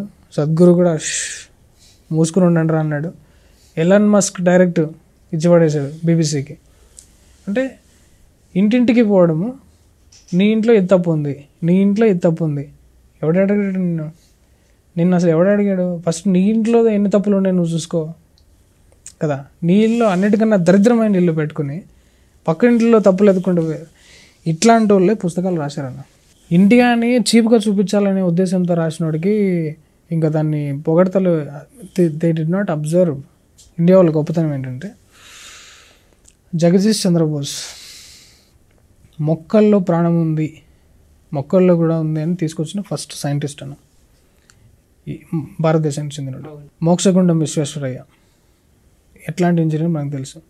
శ్రీనివాస రామానుజన్ ఆయన రాసిన ఈక్వేషన్స్ ఇప్పుడు కూడా అసలు తల తోక పట్టుకోలేకపోతున్నారు అసలు ఒక్కడు కూడా. బ్లాక్ హోల్స్కి ఈక్వేషన్ రాస్తాడు. బ్రిటిషర్స్ మళ్ళీ ఏం చేశారు, మనోడిని రైల్వే ప్లాట్ఫామ్ మీద వెళ్ళి సూసైడ్ చేసుకునే రేంజ్కి వెళ్ళిపోయాడు. కష్టాలు అట్లా టార్చర్ పెట్టారు. గుమాస్తా ఉద్యోగం కూడా దొరకలేదు లాస్ట్కి. చుక్కలు చూపించారు. ఎందుకు పిలకేసుకున్నాడు సైంటిస్ట్ ఎట్లా అవుతాడు? దేవి చెప్పడం ఏంది? They don't agree. వాళ్ళకి సైన్స్ అంటేనే ఒక కన్కాక్టెడ్ టైప్లో ఇట్లా అద్దాలు ఒకటి పెట్టుకొని ఇట్లా కనబడాలి బొమ్మ. He's not of that kind. చూసే అమ్మవారు ఇచ్చారు అంటాడు. బ్లాక్ హోల్ ఈక్వేషన్ ఎక్కడి నుంచి వచ్చిందంటే అమ్మవారు కాకుండా, నేను చెప్తున్నాను, అమ్మవారు కాకుండా నీకు ఏదన్నా ఇచ్చిందంటే అబద్ధం అది. అంటే ఇలాంటి పాయింట్స్ అందరికీ చెప్తే వాళ్ళు తీసుకోలేరు కూడా, డైజెస్ట్ చేసుకోలేరు ఇలాంటి ఫ్యాక్ట్స్. ఎడ్యుకేటెడ్ కదన్నా, అన్నీ తెలుసాడు. Educated illiterates, useful idiots. అంటే ఎవరికి యూస్ఫుల్ అంటారన్న మరి? బ్రిటిషర్స్కి, శత్రువుకి చాలా యూస్ఫుల్. మన దేశానికి అసలు ఎప్పుడు ఎందుకు పనికిరాడు? బికాస్ ట్రోలర్స్ అన్నవాడు నాకు గుర్తొచ్చిందన్న. నేను ఈ పాడ్కాస్ట్ చేసే ముందు యూట్యూబ్కి వెళ్ళి స్ట్రింగ్ వినోద్ అని కొట్టినాను. ఫస్ట్ వచ్చింది స్ట్రింగ్ వినోద్ ఇంటర్వ్యూ అని వచ్చింది. సెకండ్ ఏమో స్ట్రింగ్ వినోద్ ఛానల్. థర్డ్ ఏమో స్ట్రింగ్ వినోద్ ట్రోల్. నెక్స్ట్ ఏమో స్ట్రింగ్ వినోద్ ఎక్స్పోజ్ చెప్తా అంటారు మమ్మల్ని. నేను అదే అనుకుని ఏం చేస్తారు ఎక్స్పోజ్ అని. ఏందని ఈ ట్రోలింగ్ ఏంది అసలు మీ పైన? ఫస్ట్ ఆఫ్ ఆల్ అంబేద్కర్ని వీళ్ళందరినీ వేసుకున్నప్పుడు వాళ్ళ batch of people first react అవుతారన్న. నా మీద ఫస్ట్ ట్రాల్ స్టార్ట్ చేసిన వాళ్ళు అంబేద్కర్ ఫ్యాన్స్. ఎందుకంటే కాన్స్టిట్యూషన్, ఇప్పుడు నేను గాంధీ గురించి ఇంత చెప్పాను, ప్రతి ఒక్కరి మీద కొంచెం ఐడియా ఉంటుంది కదా. నెహ్రూ మీద ఉంటుంది, వీళ్ళ మీద ఉంటుంది. అవన్నిటిని ఫస్ట్ కనుక్కుంటే జనాలు అరే ఏంట్రా ఇది కూడా తెలియకుండా ఇట్లా ఉన్నారేంట్రా జనాలు అట్లా అని చెప్పి బయటకు వచ్చి చెప్తాము, హర్ట్ అవుతారు. కమ్యూనిటీ ఇన్సెక్యూర్ ఫీల్ అవుతుంది. కానీ లీగల్గాను ఫ్యాక్చువల్గాను నేను చేయలేరు అని తెలిసి క్యారెక్టర్ అసాసినేషన్ చేస్తారు. ట్రాల్ చేసి వీడు ఒక చీప్ క్యారెక్టరు, ఇదేంటి మతోన్మాది, టెర్రరిస్ట్, టెర్రరిస్ట్ డైరెక్ట్ నన్ను మర్డర్ చేయాలంట, నన్ను హ్యాంగ్ చేయాలంట నర్రీ రోడ్లో.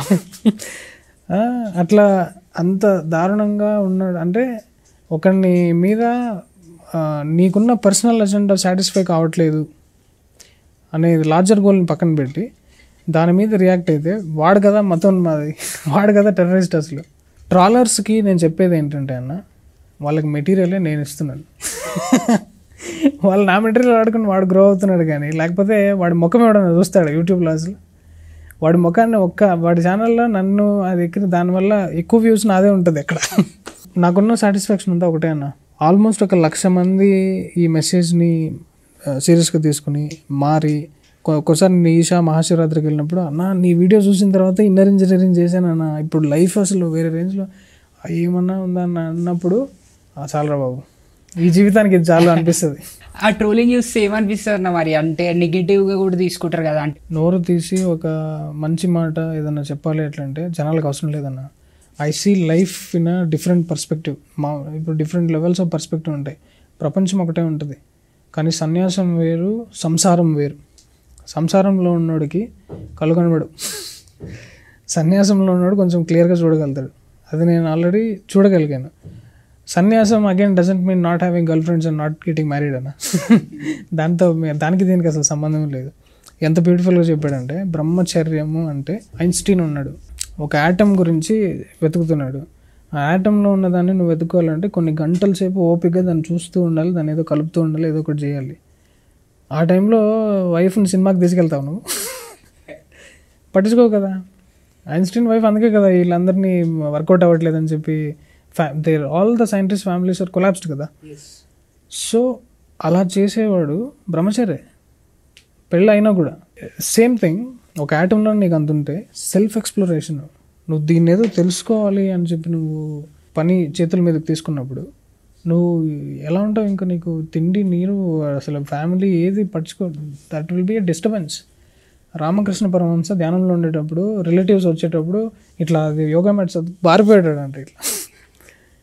ప్రతి ఒక్కరు కూడా spiritual people are very cruel people అన్న. చాలామంది సాధన అనగానే ఇది ఏం తినట్లేదు, ఏం చేయట్లేదు, మందు తాగట్లేదు, మంచోడు అనుకుంటారు. భార్యని వదిలేసి దొంగలాగా పారిపోయాడు బుద్ధుడు. ఎంత దారుణము, నిర్దాక్షిణంగా అప్పుడు వదిలేసి. కానీ తర్వాత బుద్ధుడు అయ్యాడు అనుకో. నేను జనాలకు అదే చెప్పేది కూడా అదే, సార్ నన్ను ఏం చేయమంటావు అని అడుగుతారు కదా. నీకు వచ్చింది, నీకు లోపల నుంచి ఈ లైఫ్ టైంలో వచ్చింది ఎట్లంటే ఎవరికి చెప్పకుండా మీరే వెళ్ళిపోతారు.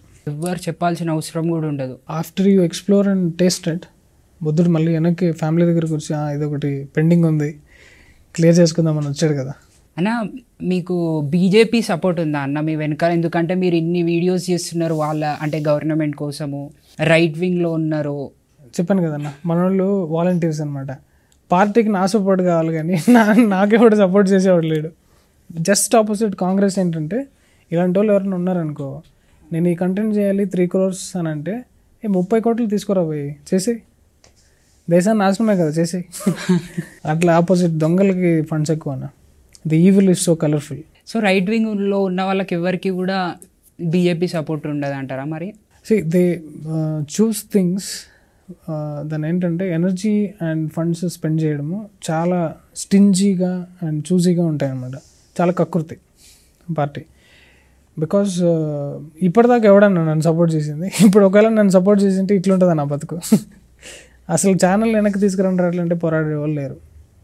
సరే ఫైన్, దాన్ని పక్కన పెడితే I'm not blaming the party. Because ఇప్పుడు ఒక లైఫ్ రిస్క్ చేసే దాంట్లో మోదీ గారి కంటే తోపెవరన్నా? బాంబులు ఎన్ని లైఫ్ రిస్క్ ఆయన అది. అసలు అట్లాంటి ప్రైమ్ మినిస్టర్ ఎవడ యాక్సెప్ట్ చేయడు. అంత రిస్క్ చేసి ఆయన చేస్తుంటే మనం ఆయన దగ్గర నుంచి రూపాయి అడుక్కోవడం ఏంటి? చాలా దారుణం. మనం ఇంకా అర్న్ చేసి ఏంటి ఎయిర్పోర్ట్ కావాలా 30 crores తీసుకొని ఇవ్వాలి కానీ. సో ఆ స్టేజ్కి కూడా రావాలని కోరుకుంటారు అన్న మీరు? ఖచ్చితంగా చేయాలి. మనకి ఇప్పుడు యంగ్ ఎనర్జీ ఉంది కదా, వాళ్ళు అయిపోయారు ఇంకా 10-15 years సన్యాసం, ఎనర్జీ డౌన్. ఇప్పుడు యూత్ మనం we should take charge of the nation. అన్న మీరు ఇన్ని వీడియోస్ చేస్తారు కదా, డిఫరెంట్ టాపిక్స్ పైన బోల్డ్గా వెళ్తుంటారు, మీకు ఎప్పుడన్నా బెదిరింపు కాల్స్ వస్తుంటాయా? విపరీతంగా వస్తాయన్న. మీకు వచ్చిన అన్నిటికన్నా అంటే మిమ్మల్ని కొంచెం ఆలోచింపజేసిన బెదిరింపు కాల్ ఏంటి? ఇప్పటిదాకా ఒకటి కూడా లేదు అట్లాంటిది.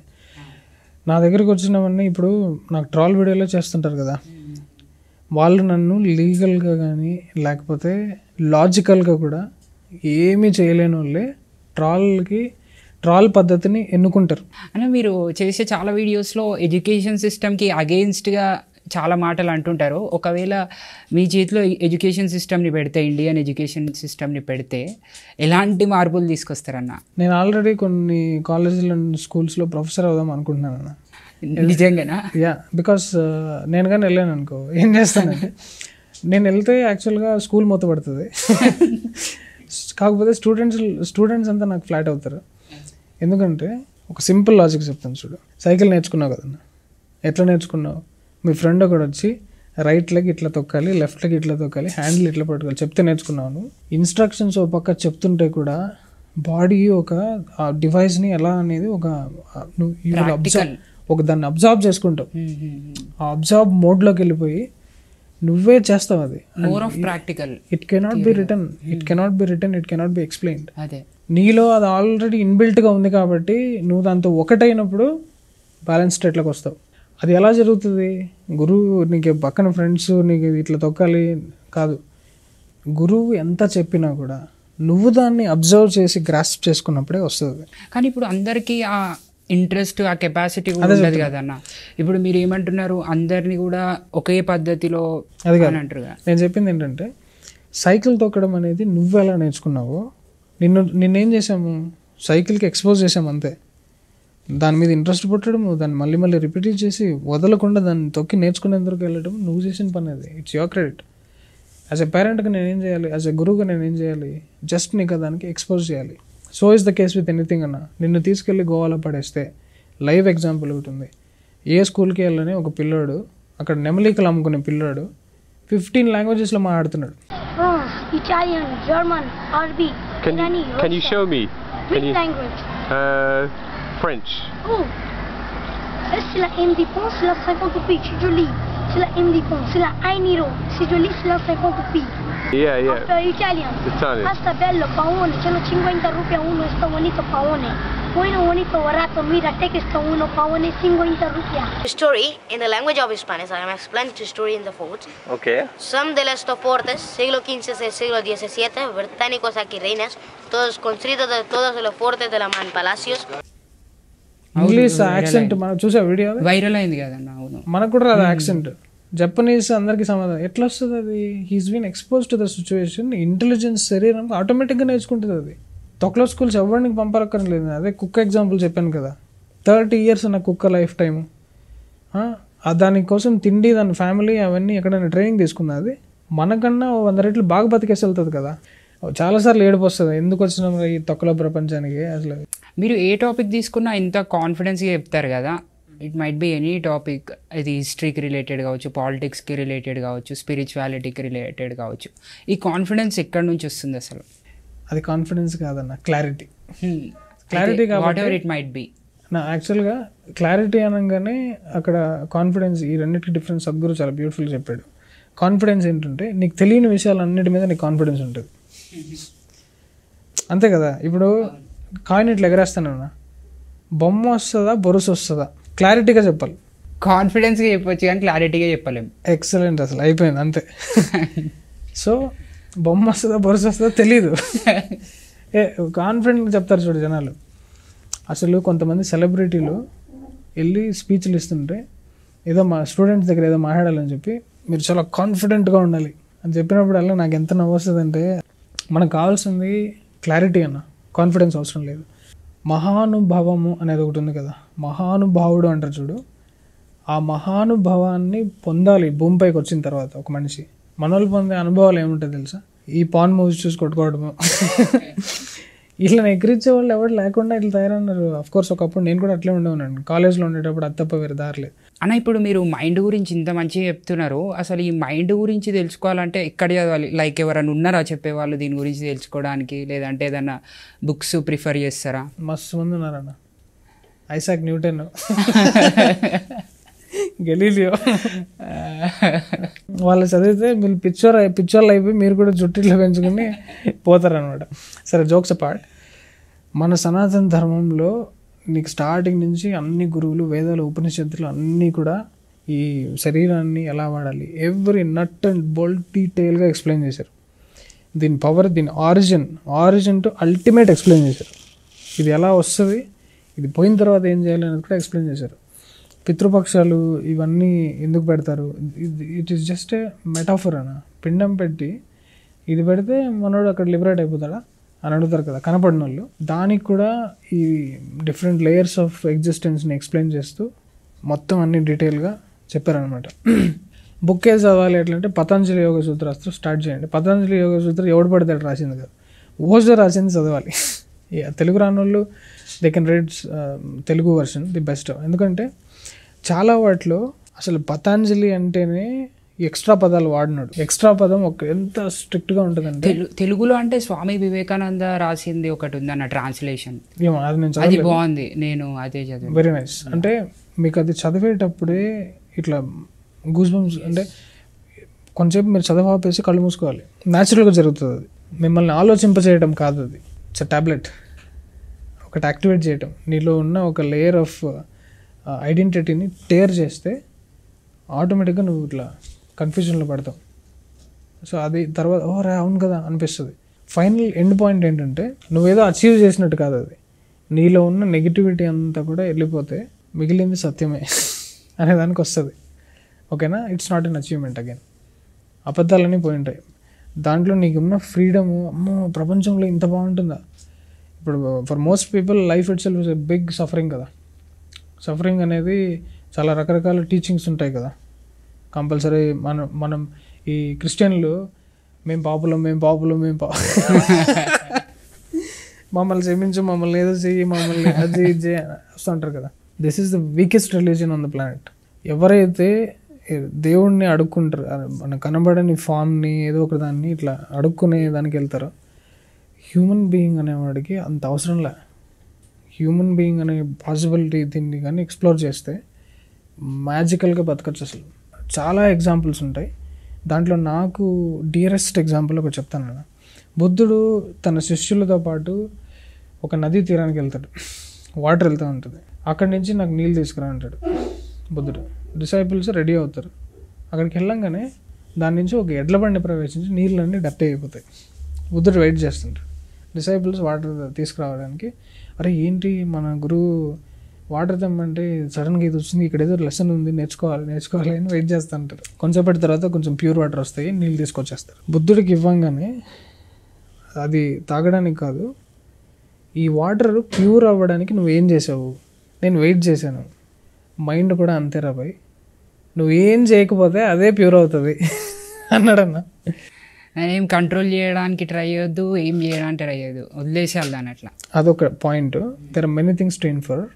నాకు అర్థమైంది ఏంటి తెలుసా, అసలు బుద్ధుడు మైండ్ని ఎలా చూస్తున్నాడు ఏంటి, నీళ్ళల్లో డస్ట్ని చూసి మైండ్ అని చెప్తున్నాడు అంటే మనోడు మైండ్ని వేరే లెవెల్లో చూస్తూ ఉండాలి యాక్చువల్గా. అంటే బుద్ధుడు పర్స్పెక్టివ్లో మైండ్ ఏంటి, వాటర్ ఒక ఫ్లూయిడ్, ఇది ఇంకొక మెటా ఫ్లూయిడ్ టైప్లో ఏదైనా కనబడుతుంది, ఇట్లుందా ఇది, దాంట్లో రిపుల్ వేస్తే దీంట్లో రిపుల్స్ దీనికి ఉన్న గ్రాస్ నేచర్ వల్ల ఎంత కొట్టుకుంటున్నాయో, మైండ్లో సటిల్ నేచర్ వల్ల మేబీ అది ప్రపంచమంతా వెళ్ళొచ్చేమో కదా. అలా చూస్తేనే కదా మనోడు దాని సైన్స్ చెప్పగలుగుతాడు, దాని బిహేవియర్ చెప్పగలుగుతాడు. ఏమీ చేయకపోతే అది ఆటోమేటిక్గా ప్యూర్ అవుతుందని ఎలా చెప్పగలుగుతున్నాడు? అలా వెళ్ళాను అనమాట నేను. అన్న మీరు మీ లైఫ్లో ఇంత బిజీ ఉంటారు కదా, మీ లైఫ్లో లవ్కి స్పేస్ ఉందా మరి? వ్యాక్సిన్ వార్ సినిమా చూసారా? లేదన్న. వ్యాక్సిన్ వార్ సినిమాలో నానా పటేకర్ క్యారెక్టర్ అది నా లైఫ్లో చాలా తక్కువ పర్సంటేజ్ ఉంటుంది అన్న. అది ప్రేమ అనేది ఉంటుంది కానీ చాలా తక్కువ. ఎంత తక్కువ ఉంటుంది అంటే, లైఫ్లో అల్టిమేట్ గోల్ లవ్ కాదు. చాలామంది 90% పీపుల్ అల్టిమేట్ గోల్ లవ్వే కదా, పెళ్లి చేసుకుంటే లైఫ్ అయిపోయింది కదా. కాదు, ultimate goal in the life is liberation. ఎవరికి అటాచ్ కాకుండా ఉండడం అనేది అల్టిమేట్ గోల్. అటాచ్ కాకుండా ఉంటే ఇక్కడ దీంట్లో ఉండం కదా, దీనికే అటాచ్ కాకుండా ఉండాలనే పాత్రలో ఉన్నవాడికి మళ్ళీ అదేంటి అంటే మరి మీ లైఫ్లో పెళ్ళి ఇవన్నిటికీ స్పేస్ లేదంటారా మరి? లెక్క ప్రకారం అయితే నాలంటాడు అసలు పెళ్లి చేసుకోకూడతాను కానీ నేను చేసుకోవాలని అనుకుంటున్నాను. బికాస్ పని రిలేటెడ్, వృత్తి రిలేటెడ్, వీటి రిలేటెడ్గా చాలా ఉన్నాయి. I need to plan things carefully. కొన్ని చేయాలి అని అనుకుంటే మనం ఎలా అయినా చేయొచ్చున్నా, కాకపోతే కొన్ని చోట్ల నారీ శక్తి అండ్ ఫెమినైన్ ఎనర్జీ లేకుండా కొన్ని పనులు ఆగిపోతాయి, చేయలేం. ఇప్పుడు క్రియేటివ్ ప్రాసెస్ ఏదైతే ఉందో ఇది మొత్తము కూడా ఫెమినైన్ ఎనర్జీ. అవును. మేనేజ్మెంట్ పార్ట్ ఏదైతే ఉందో ఇదంతా మాస్కులైన్ ఎనర్జీ. ఈ రెండింటిని మ్యారీ చేసి కండక్ట్ చేయాలంటే you should be enlighten being, లేకపోతే పిచ్చోడ్ అవుతావు. బెస్ట్ ఎగ్జాంపుల్ ఏంటంటే ఫిల్మ్ స్టార్స్ తీసుకో అన్న, వాళ్ళు ఫుల్ క్రియేటివ్ పీపుల్, వాలటైల్ ఇట్లా ఎగురుతూ ఉంటారు. ఆ దాంట్లో ఎవడైనా వచ్చి డీల్ చేసాడు అనుకో, వీడు ఒప్పుకున్నాడు అనుకో, వాడి జీవితం నాశనం అవుతుంది. అందుకని వాళ్ళు మేనేజర్లను పెట్టుకుని మాస్కులైన్ బ్రెయిన్ వాళ్ళు చేసుకో. ఎందుకంటే ఇప్పుడు దేవిశ్రీ ప్రసాద్ మంచి మ్యూజిక్ మూడ్లో ఉంటాడు, సార్ ఈ సినిమా చేద్దాం సార్ అంటే ఓకే సంతకం పెట్టాడు అనుకో, ఆల్రెడీ ఉన్న 100 ప్రాజెక్టులు. మళ్ళీ ఇలాంటి ఇబ్బందులు చాలామంది పడ్డారు. ఊరికే మాట ఇచ్చేయటము, వేరే ప్రాజెక్ట్లో ఇరుక్కుపోయి దీన్ని చేయలేకపోవటము. క్రియేటివ్ ప్రాసెస్లో ఇట్ హ్యాపెన్స్ ఆల్వేస్. మరి మీరు మీలో ఆ క్రియేటివ్ ఎనర్జీ ఎక్కువ ఉంది అంటారా, లేదంటే మాస్కులైన్ ఎనర్జీ ఎక్కువ ఉంది అంటారా? మాస్కులైన్ క్రియేటివ్ పీక్స్లో ఉందన్న. అసలు నాకు వచ్చే ఇన్నోవేటివ్ ఐడియాస్ ఒక్కొక్కసారి నేను ఇంప్లిమెంట్ చేశానంటే ఎగిరిపోతారు అసలు ఎకో సిస్టమ్ మొత్తం. అంటే ఫెమినైన్ ఎనర్జీ ఎక్కువ డామినేషన్లో ఉంది. Feminine creative part of the energy, masculine కూడా ఉంది, లేకపోతే నేను మేనేజ్మెంట్ రన్ చేయలేను. కాకపోతే ఐ హేట్ ఇట్. నేను దాని మీద energy, I'm not enjoying it. ఎప్పుడైతే నేను మేనేజ్మెంట్ చేయాల్సి వస్తుందో అక్కడ నేను టెన్షన్ అండ్ ఫ్రస్ట్రేషన్ గురవుతాను అనమాట. బికాస్ అక్కడే ఎక్కువ, అంటే creative person cannot do this అన్న. ఇది చేసానంటే క్రియేటివిటీ చచ్చిపోద్ది. రెండింటిని నువ్వు ఆడుకోవాలి అంటే నీకు ఆవాహన శక్తి, పరకాయ ప్రవేశం. అంటే అసలు అది పాసిబుల్ కాదంటారా మరి? రెండింటిని మేనేజ్ చేయడం అనేది ఇంపాసిబుల్ అంటారా మరి? It's possible only for enlightened being అన్న. సద్గురు లాంటి వాళ్ళకి పాసిబుల్. ఇఫ్ నాట్ అంటే మనలాంటి వాళ్ళకి అది పాసిబుల్ కాదంటారా? అవధానులు ఉంటారు కదా, అంటే అష్టావధాని, ఒకే టైంలో 8 రకాల యాక్టివిటీస్ చేసేవాళ్ళు ఉంటారు చూసారా. ఎగ్జాక్ట్లీ. మైండ్ని వాడడం ఆ రేంజ్లో వచ్చిన వాళ్ళు అయితే చేయగలుగుతారన్న. మైండ్ వాడడం. అవును, అందుకే ఆ క్వశ్చన్స్ కూడా క్రియేటివిటీకి రిలేటెడ్ ఉంటాయి, లాజిక్కి రిలేటెడ్ ఉంటాయి, అన్ని డిఫరెంట్ పర్స్పెక్టివ్స్లో ఉంటాయి. యా, వాళ్ళు ఒకే స్ప్లిట్స్, ఒకే మూమెంట్లో 4 డిఫరెంట్ యాక్టివిటీస్ నేను ఒకసారి ట్రై చేశాను. ఇప్పుడు నేను అసలు ఒకే మూమెంట్లో ఒక 5 డిఫరెంట్ యాక్టివిటీస్ చేయగలుగుతున్నాను మూమెంట్లో. అట్ ఎనీ గివెన్ పాయింట్ ఇప్పుడు నేను ఎడిటింగ్ అనేది బాగా అలవాటు అయిపోయింది అనుకో, మైండ్ మర్చిపోతుంది. అది చేస్తున్నప్పుడు నువ్వు స్టార్టింగ్లో కూర్చున్నప్పుడు ఇట్లా నొక్కే అవసరం ఉండదు. ఇట్లా చేస్తూ ఉంటావు, ఆటోమేటిక్గా ఒక కాల్ వస్తుంది, దాని బటన్ నొక్కేసి వాడికి ఆన్సర్ చేసుకుంటూ ఎడిటింగ్ కొడుతూ ఉంటాను అనమాట. సో ఇట్లా ఆల్రెడీ జరుగుతుంది. దాన్ని ఇంకా నువ్వు వేరే లెవెల్కి తీసుకెళ్ళావు అనుకో, ఇక్కడ నేను వేరే ప్లాన్ వేసుకుని, వేరే సంకల్పం ఏదో క్రియేట్ చేసుకుని దాన్ని ఫుల్ఫిల్ చేసుకుంటూ, mind is capable of doing million things. దాన్ని సైంటిస్టులు ఏం చెప్పారు, 0.1% కూడా వాడినాడు లేడు ఇప్పటిదాకా అన్నాడు కదా. 100% వాడినాడు, ఎవడన్నా తీసుకురావాలి. సో వాళ్ళతో కంపేర్ చేస్తే we are nowhere near to it. మరి దీనికి సొల్యూషన్ ఏంటంటారు? ఇప్పుడు ఆల్రెడీ మీరు ఒక కంపెనీని కూడా రన్ చేస్తున్నారు కాబట్టి that's why I need to employ feminine energy. And that should be only my partner. Yeah, వేరే ఎవరిని పెట్టలేం. రెడీగా ఉన్నారా? ఉన్నారు. హెజిటేషన్ లేదు దాంట్లో, హెజిటేషన్ లేదు. ఎందుకంటే నాలాంటి సోషల్ మీడియా ఇన్ఫ్లుయెన్సర్ సీక్రెట్ మ్యారేజ్లు చేసుకోలేడు కదన్నా, అంత లగ్జరీ మనకు లేదు. చేసుకుంటే ప్రచారం అవుతుంది కంపల్సరీ. కాకపోతే ఇప్పుడు కాన్ఫిడెన్షియల్ థింగ్స్ అన్ని రివీల్ అయిన తర్వాత కంపల్సరీ అందరికీ నేనే అనౌన్స్ చేస్తాను. రావాలి మా పెళ్ళికి తప్పకుండా. అయితే కంపల్సరీగా ఎవరో ఒకరు ఉండాలి. అంటే మీరు చెప్తున్న దాన్ని బట్టి నాకు అర్థమైంది ఏంటంటే, first we need to study our self. అంటే మనని మనం చదువుకొని మనలో మాస్కులైన్ ఎనర్జీ ఎక్కువ డామినేట్ చేస్తుందా, క్రియేటివ్ ఎనర్జీ ఎక్కువ డామినేట్ చేస్తుందా అని తెలుసుకొని. అంత కాంప్లికేటెడ్ కాదు. 30 years తర్వాత పెళ్లి చేసుకోవాలన్న. I strongly recommend. ఫోర్సింగ్ కాదు. 30 years తర్వాత చేసుకుంటే మీరు 12 year సైకిల్స్ కొన్ని తిరిగేసి ఉంటారు. ఆ 12 year సైకిల్స్ తిరిగిన తర్వాతే లైఫ్లో క్లారిటీ వస్తుంది. చిల్లర డెసిషన్స్ తీసుకోకుండా, తొందరపాటు నిర్ణయాలు తీసుకోకుండా అవన్నీ చేస్తారు. అది లేకపోతే మనం ఎన్ని చూడట్లేదు, లవ్ మ్యారేజ్ అని ఎగేసుకుంటే పెళ్లి చేసుకుంటారు. 1 monthలో జీవితాంతం కొట్టుకుంటూనే పోతూ ఉంటారు. అసలు కొట్లాట్ల గొడవలు ఎందుకురా చేసుకున్నాము, అమ్మాయేమో ఈ పెట్టే టార్చర్ మనుషులకు ఇంటికి వెళ్ళిపోవటము, లేకపోతే ఈ వదిలేసి ఎక్కడికో పారిపోవటము. చాలామంది హిమాలయాలకు వెళ్ళిపోయినా యోగులు అయిపోయినారు అక్కడి నుంచి. ఫిజికల్ కాంప్లికేషన్స్ వస్తాయి కదా, గ్రేట్ రియలైజేషన్. కామం తీర్చుకోవడానికి కొన్ని ఉంటాయి. There is no such thing అన్న. ఇప్పుడు యాక్చువల్గా నువ్వు బాడీని విజిలెంట్గా మెయింటైన్ చేయాలి, కానీ even in your 40s and 50s also you will be, దాని ఏమంటారు, పొటెంట్. కాకపోతే మన వాళ్ళు ఏం చేస్తారు, ఇప్పుడున్న తిండి అలవాట్లు అవన్నీ 30 years ముసలాళ్ళు అయిపోయింటారు. 30 years ముసలాళ్ళు అయితే ఇంకా ఆడ ఏం చేసేకి అవుతుందన్న. ఇప్పుడు నేను చెప్పే లాజిక్ హైలీ కాంట్రవర్షియల్గా ఉంటుందన్న, కానీ ఇది జీర్ణించుకోక తప్పదు. ఒక పిల్లాడు పుట్టాడు, అల్లరి పనులు చేయకుండా సైలెంట్గా ఒక బుద్ధుడిలాగా లేచిన వెంటనే, పుట్టిన వెంటనే ఇట్లా కూర్చున్నాడు అనుకో అన్న, భయపడుతుంది తల్లి. కావాల్సిందే అట్లా అవ్వాలి అని అంటారు. వాడు మంచోడు, ఒక దేవుడే పుట్టాడు అనుకో అన్న, భయపడుతుంది. ఏంటిడు అట్లీస్ట్ వంట రూమ్లోకి వెళ్ళి అదన్నీ పడేయట్లేదు ఏంటి అంటే, ఏంటది యాజ్ పర్ డిజైన్ ఏంటి, ఎదవ పని చేస్తేనే నచ్చుతుందా? చిన్నప్పుడు తలపెనకలు దాక్కుని మనుషులు వస్తుండే బూ అని భయపెట్టి వాడు నిజంగానే భయపడ్డాడంటే ఎంత ఆనందమో కదా, ఎగిరి నవ్వేటోళ్ళం కదా మనం. అదేంటది డిజైన్లో ఏముంది అసలు కదా, డిజైన్లో ఏముంది అంటే ఎదవ పని చేయడానికే పుడతాడా మనిషి. నెక్స్ట్ ర్యాపిడ్ ఫైర్ రౌండ్ అన్న. ఓకే, ఫస్ట్ క్వశ్చన్ వచ్చేసి, ఈ జర్నీలో మీరు ఫేస్ చేసిన బిగ్గెస్ట్ ఛాలెంజ్ ఏంటి ఈ కంటెంట్ క్రియేషన్ జర్నీలో? ఎంప్లాయీస్ అన్న చుక్కలు చూపించిన పనిచేసే వాళ్ళు దొరికారు నాకు. ఆల్మోస్ట్ నన్ను అంటే బయట other religions torture, thread calls అది ఇది అంటారు కదా, వాళ్ళు నన్ను ఏం ఇబ్బంది పెట్టలే. నా ఎంప్లాయీస్ నన్ను పెట్టినంత ఇబ్బంది ఎవ్వడు పెట్టలే. వాళ్ళు బయట చెప్పుకునే టాక్ ఏంటంటే ఈడు మా జీవితాలు నాశనం చేసాడు, మా జీవితాలతో ఆడుకున్నాడు, జీతాలు అది ఇది అని చెప్తారు కదా. వాళ్ళు నాతో ఉండింటే నా జీవితం నాశనం అయ్యేది. వాళ్ళని ఎల్లగొట్టిన తర్వాతే నేను స్ట్రింగ్ వినోద్ అయ్యాను. నెక్స్ట్ క్వశ్చన్ వచ్చేసి మీ అన్నిటికన్నా బెస్ట్ ఫ్రెండ్ అన్న, మీ క్లోజెస్ట్ ఫ్రెండ్కి రిలేటెడ్ క్వశ్చన్. ధ్రువ్ రాతే గురించి ఏం చెప్తారన్న? అసలు మీ ఫ్రెండ్షిప్ ఎట్లా స్టార్ట్ అయింది? నేను ఒకసారి ఫేస్బుక్లో సద్గురుని అగెన్స్ట్గా ఒక వీడియో పెడితే అసలు నీకు బుర్ర పని చేస్తున్నారా అసలు ఇదేంట్రా అని ఒక ఫేస్బుక్లో మెసేజ్ చేశాను. ఫేస్బుక్ ప్రొఫైల్ వాడికి మెసేజ్ చేస్తే వాడి దగ్గర నుంచి ఆటోమేటిక్ రిప్లై వచ్చిందన్న, thank you for contacting Dhruv Rathee. నాకు ఈ చిల్లర నా కొడుకు ఇంత రేంజా, ఇదేంటిది అంటే వీడు టీం పెట్టుకుని పని చేసేది ఏంటి, మరి నా ఎడిటింగ్ టాలెంట్ అంతా ఎక్కడికి పోవాలి స్టార్ట్ చేశాను నేను. అసలు తర్వాత నేను అసలు చాలా పెద్ద ప్లాన్ ఉండేది.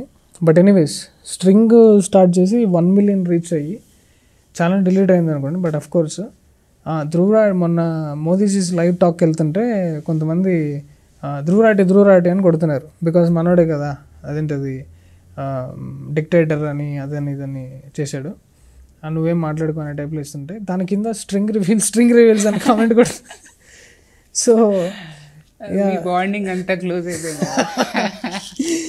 నేను దింపడానికి స్ట్రింగ్ కరెక్టర్ భయ అనేది. అంటే అప్పటిదాకా గోమూత్రాన్ని హ్యూమన్ మూత్రాన్ని పక్కన పెట్టి ఈ రెండిట్లో ఒకే రసాయనం ఉంటుంది, కెమికల్ కంపోజిషన్ ఆల్మోస్ట్ సేమ్, నా తాగండి మీరు అని. అది ఎంత అవమానించాడు గోమాతని వాడు. ఆ లాజికల్ వాడు ఎంజాయ్ చేసే చెప్పేటప్పుడు వాడు ఎంజాయ్ చేసే ఇది చూడాలి, అదేదో గొప్ప లాజిక్ అన్నట్టు. ఆ లాజిక్ని ఎవడు కూల్చలేడు అని తిరుగుతున్నాడు అక్కడ పైన. మనం వచ్చినాము, నువ్వు అంతమందిని తాగమనే బదులు మీ అమ్మని తాగమన్నారు first. It's not an insult, అమ్మ నాన్నని ఇన్వాల్వ్ చేయడం కాదు, it's a logical fair question. అది నువ్వు తాగమంటావా, అది మీ అమ్మకో నాన్నకో ఇస్తావా, చేస్తావా? అది మరి ఎందుకు అడుగుతున్నావు నువ్వు? మరి ఇది ఆ లాజిక్కి అట్లీస్ట్ వాడు 3 రోజులు నిద్రపోయి ఉండడు. నా మీద గున్స్ అది ఇదని ఏదో ఒకటి ప్లాన్ చేసి అప్పటి నుంచే స్టార్ట్ అయింది వాళ్ళ ప్లాన్. ఈ ఉండకూడదు, ఈయన ఛానల్ జుబేర్ని వాళ్ళు ఈయన వేసుకుని డిలీట్ చేపిస్తున్నారు ఛానల్. బట్ బొక్క అయితే పడింది వాడికి. ఈ శత్రుత్వం ఇంకా కంటిన్యూ అవుతుందా అన్న? ఉంటుందన్న, అది లైఫ్లో నెవర్ ఎండింగ్ ఉంటుంది. కాకపోతే మనమైతే 2024లో అయితే చాలా పెద్ద యాక్షన్ ఎక్స్పెక్ట్ చేస్తున్నాను. లేపేయచ్చు వాడు ఛానల్. అది కూడా ఉందా? ఖచ్చితంగా లేపేస్తారన్న. బికాజ్ డైరెక్ట్ గవర్నమెంట్కి మోదీని అంత పెద్ద ప్రైమ్ మినిస్టర్ని ఇష్టం వచ్చినట్టు మాట్లాడడం ఏంటి? అంటే గ్లోబల్గా సపోర్ట్ ఉంది అని అంటారు కదన్న మీరే వాడికి. వాడిప్పుడు మన దేశంలో లేడన్న, ఇక్కడ ఉంటే స్టోరీ వేరే ఉండేది. వాడు అక్కడెక్కడో కూర్చొని ఎవరెవరు సపోర్ట్ చేస్తున్నారు. మన రీసెంట్గా వాట్సాప్లో ఒక మెసేజ్ కూడా వచ్చింది, వాడు ఒక ముస్లిం అని, బడ్రుద్దీన్ రషీద్ అంట ఏదో పేరు, వాడు మొత్తం ఫ్యామిలీ స్టోరీ పెట్టాడు వాడు. బాబు ఎంతవరకు ఫ్యాక్చువల్ ఉందో నాకు తెలియదు కానీ చూసి నవ్వుకున్నా. నెక్స్ట్ క్వశ్చన్ వచ్చేసి మీ ఫేవరెట్ హీరో చిరంజీవి గారి గురించి చెప్పండి. చిన్నప్పుడు నిజంగానే చిరంజీవి ఫ్యాన్ అన్నా నేను. ఎందుకు ఆ నవ్వు వెనుక కారణం ఏంటి? తెరిసా పెట్టుకున్నాడు కదా, మహాదేవుడిగా తెరిసా పెట్టుకున్నాడు, కాంగ్రెస్ సైడ్ ఉన్నాడు.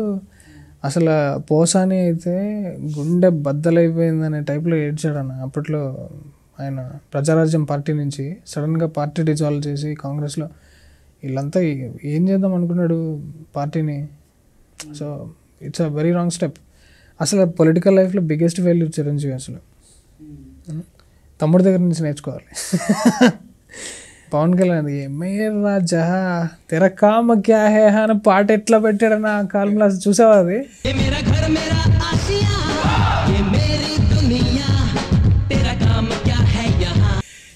డాన్స్ స్టెప్ అట్లా మనవాడు ఇట్లున్నాడు. ఈ సైడ్ ఏమో కంప్లీట్ ఆపోజిట్. ఆ బ్రెయిన్ అది ఎట్లా వచ్చిందో తెలియదు, తెరిసాకి ఎట్లా పట్టుకున్నాడో తెలియదు, కాంగ్రెస్ ఎట్లా అయ్యాడో తెలియదు. మరి ఆ కాలంలోనే వరుస పెట్టి ఫ్లాప్లు వస్తుంటే ఇంకేం చేయాలో తెలియకుండా ముఠా మేస్త్రి తీశాడు. ఫుల్ సెక్యులర్ చూశారు కదా, ఏ రేంజ్ ఉంటుంది సెక్యులరిజం దాంట్లో. అప్పటి నుంచి మొత్తం అన్నీ అదే కొడుతున్నాడు, ఇంటెన్షనలీ అపీజింగ్. అండ్ నేను ఇట్స్ ఓకే. మనం అంటే మదర్ తెరీసాకి సపోర్ట్ చేసి ఎవరు కూడా నచ్చారన్న మీకు? మనకు ఒకసారి నిజం తెలిసిన తర్వాత మనకు అవన్నీ అర్థమైపోతుంది అన్న, ఏ రేంజ్ ఆ ప్లాంటింగ్ ఎలా చేశారు. జీవితాలు కదన్న ఇది, కొన్ని లక్షల మందిని పట్టణ పెట్టుకున్నారు. But it's so beautiful to see the people die. Forgive. సేవ పేరుతో ఇట్స్ అ బిగ్గెస్ట్ డేంజరస్. నేను అందుకే చెప్తాను, డైరెక్ట్గా వచ్చి గొంతు కోసేటోడు కొంచెం బెటర్. గొంతు కోసి చంపేసి మంచోడుగా చలామణి అయ్యేటోడు వాడిని ఏం చేయాలి? వాడిని తీసి పెకలించడానికి ఎంత టైం పడుతుంది? వాడి మీద ఏదైనా నిజాలు ఎక్స్పోజ్ చేద్దామంటే మనం ఎదవలైపోతున్నాం కదా అన్న. ఇప్పుడు కొన్ని పేర్లు చెప్తాన్నా, వాళ్ళ గురించి మీ ఒపీనియన్ చెప్పండి. నరేంద్ర మోడీ దేవుడన్న, దేశానికి వచ్చిన రాముడు. కేసీఆర్ దొంగల బ్యాచ్ ఎందుకన్నా తీసుకొస్తావు? అన్నీ వస్తాయి కదన్నా. మరి అంటే అకార్డింగ్ టు యూ అది కావచ్చు మీ పర్స్పెక్టివ్. తాగుపోతే ఇంకేం చేస్తాం, బ్యాచ్ ఏదో ట్రై చేశాడు. యోగి ఆదిత్యనాథ్, హనుమంతుడు, హనుమాన్. రాముడు మోదీజీ అయితే యోగి ఆదిత్యనాథ్ హనుమాన్. సద్గురు, నేనైతే శివుడి కంటే పైన పెట్టుకున్నాను అన్న సద్గురుని. బికాస్ శివుడు నా గురువు ఉన్నాడు, నేను గురువుకే దండం పెడతాను. ఎందుకంటే గోవిందుని చూసేలాగా చేసింది నా గురువు కదా. ఈషా ఫౌండేషన్, స్వర్గం భూలోక స్వర్గం అన్నది. లింగభైరవి చాలా పవర్ఫుల్. అంటే మనకి ఏదన్నా సంకల్పంని మేనిఫెస్ట్ చేయాలని అనుకుంటే దేవి ఎనర్జీస్ అన్న. దేవి గ్రేస్ అంటారా అన్న? దేవి గ్రేస్, దేవి చాలా పవర్ఫుల్ అన్న. దేవి గ్రేస్, సద్గురు ఏమంటాడు, మీరు ఒకసారి దేవి గ్రేస్ని సంపాదిస్తే మీరు అసలు భయంతో బతకక్కర్లేదు, మీరు ఎవరి కోసం అడుక్కోనక్కర్లేదు, well being will be yours అంటారు. అది నిజం. అది one who earns the grace of Bhairavi neither have to live in concern or fear of life or death or failure. All that human being considers as well-being will be his if only he earns the grace of Bhairavi. Mahadevi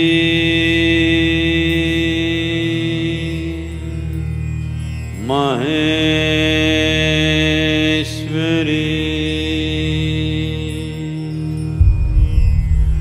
Radrini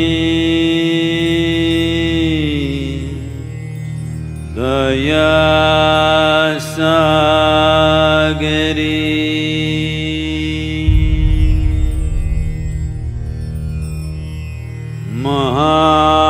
Mahadevi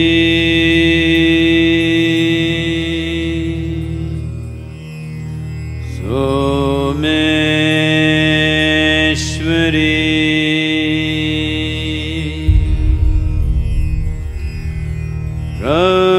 Radrini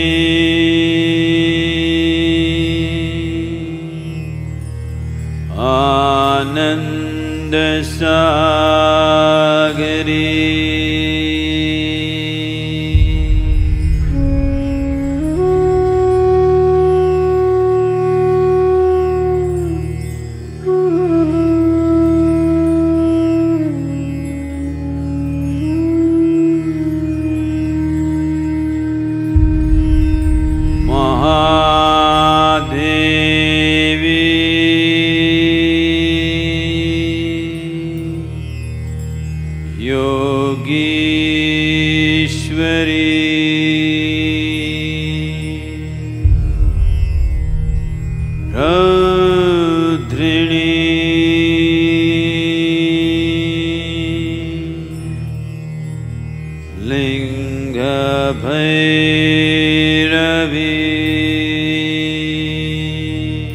అన్న ఆదియోగి శివుడా కాదా?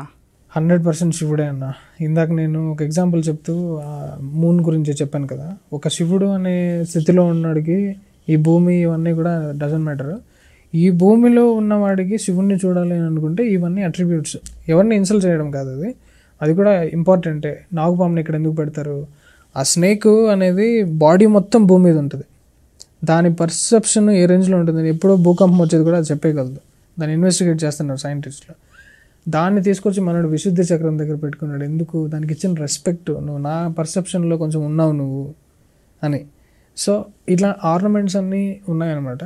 అందుకే సద్గురు ఏమంటాడంటే, in yoga మనం ఆదియోగిని ఒక first గురువులాగా చూస్తాము. ఆయన చెప్పిన మెథడ్స్ 112 సూత్రాలు మనం నేర్చుకుంటాము, దేవునిలాగా చూడము, ఇలా చెప్పాడు అనమాట. అదో పద్ధతి. యోగులు యాక్చువల్గా అట్లే చూస్తారు శివుణ్ణి. ఇవన్నీ తెలిసి కూడా ఇంకో కాంట్రవర్షియల్ ఫామ్ని తయారు చేయడం ఏంటి? ఆదియోగి అనే పేరేంటి? ఇది చాలా ఇంపార్టెంట్. సద్గురు ఒకసారి యూఎస్కి వెళ్ళినప్పుడు అక్కడ యోగా ఎవరు కనుక్కున్నారని అడిగితే మడోనా అని చెప్పారంట. ఎంత దారుణంగా ఉంటుందన్న, Madonna dancer.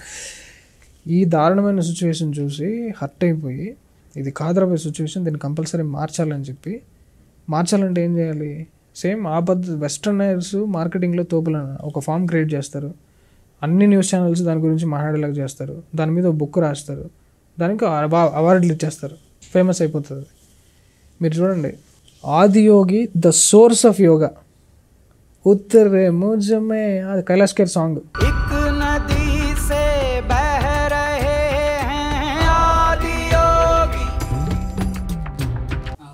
Narendra Modi chief minister అసలు ఆదియోగి బొమ్మని అసలు శివుడి బొమ్మలాగా తీసుకుని జనాలు the source of yoga Adiyogi అనిపించేలాగా చేశాడని ఆ సద్గురు. ఎంత పెద్ద కార్యం అది, చూసారా? అలాంటిది సద్గురు యోగా హిందూ కాదంటారు, అదని ఇదని కాంట్రవర్సీలు అని పక్కన పెట్టండి. ఆయన వర్క్ ఎంత, ఒక గురువు శివుడి మీద ఎంత ప్రేమ డివోషన్ ఉంటాయి, అలా చేస్తాడు. ఎంతకన్నా కట్టరహింది ఎవడన్నా ఉంటాడు. మొత్తానికి ఎండ్కి వచ్చేసినాము. ఎట్లా అనిపించింది అన్న పాడ్కాస్ట్ ఈ ఎపిసోడ్? ఐ ఎంజాయ్ టాకింగ్ అన్న, చాలా బాగా అనిపించింది. నువ్వు కూడా చాలా అంటే మంచి టాపిక్లు టచ్ చేసి నన్ను మాట్లాడిపించావు. Thank you so much. చాలా బాగా లేదన్న, చాలా బాగా అనిపిస్తుంది. ఛానల్ గ్రో అవ్వాలి, మంచి మంచి వాళ్ళని ఇంటర్వ్యూ చేసి మంచి స్టోరీస్ని జనాలకు అందించాలని కోరుకుంటున్నాను. ఈ ఎపిసోడ్లో మనం అన్ని పైన టచ్ చేసి వదిలేసినామన్న. ఇంకా ఫ్యూచర్లో ఒక్కొక్క టాపిక్ తీసుకొని ఇంకా డీప్గా వెళ్ళి ఇంకా మనం మంచి నాలెడ్జ్ అందిద్దాము, ఇంకా నిజాలు చెప్దాము అందరికీ. హోప్ఫుల్లీ నాకు కూడా ఫుల్ టు సాటిస్ఫైడ్ అన్న ఇన్ని విషయాల గురించి మాట్లాడినందుకు. So let's again meet in the next episode with ఇంకా మంచి టాపిక్తో మళ్ళీ కలుద్దామన్న. ఖచ్చితంగా అన్న. నమస్కారం. నమస్కారం. జై శ్రీరామ్. హర హర మహాదేవ్. శంభో మహాదేవ్. శంభో శంకర.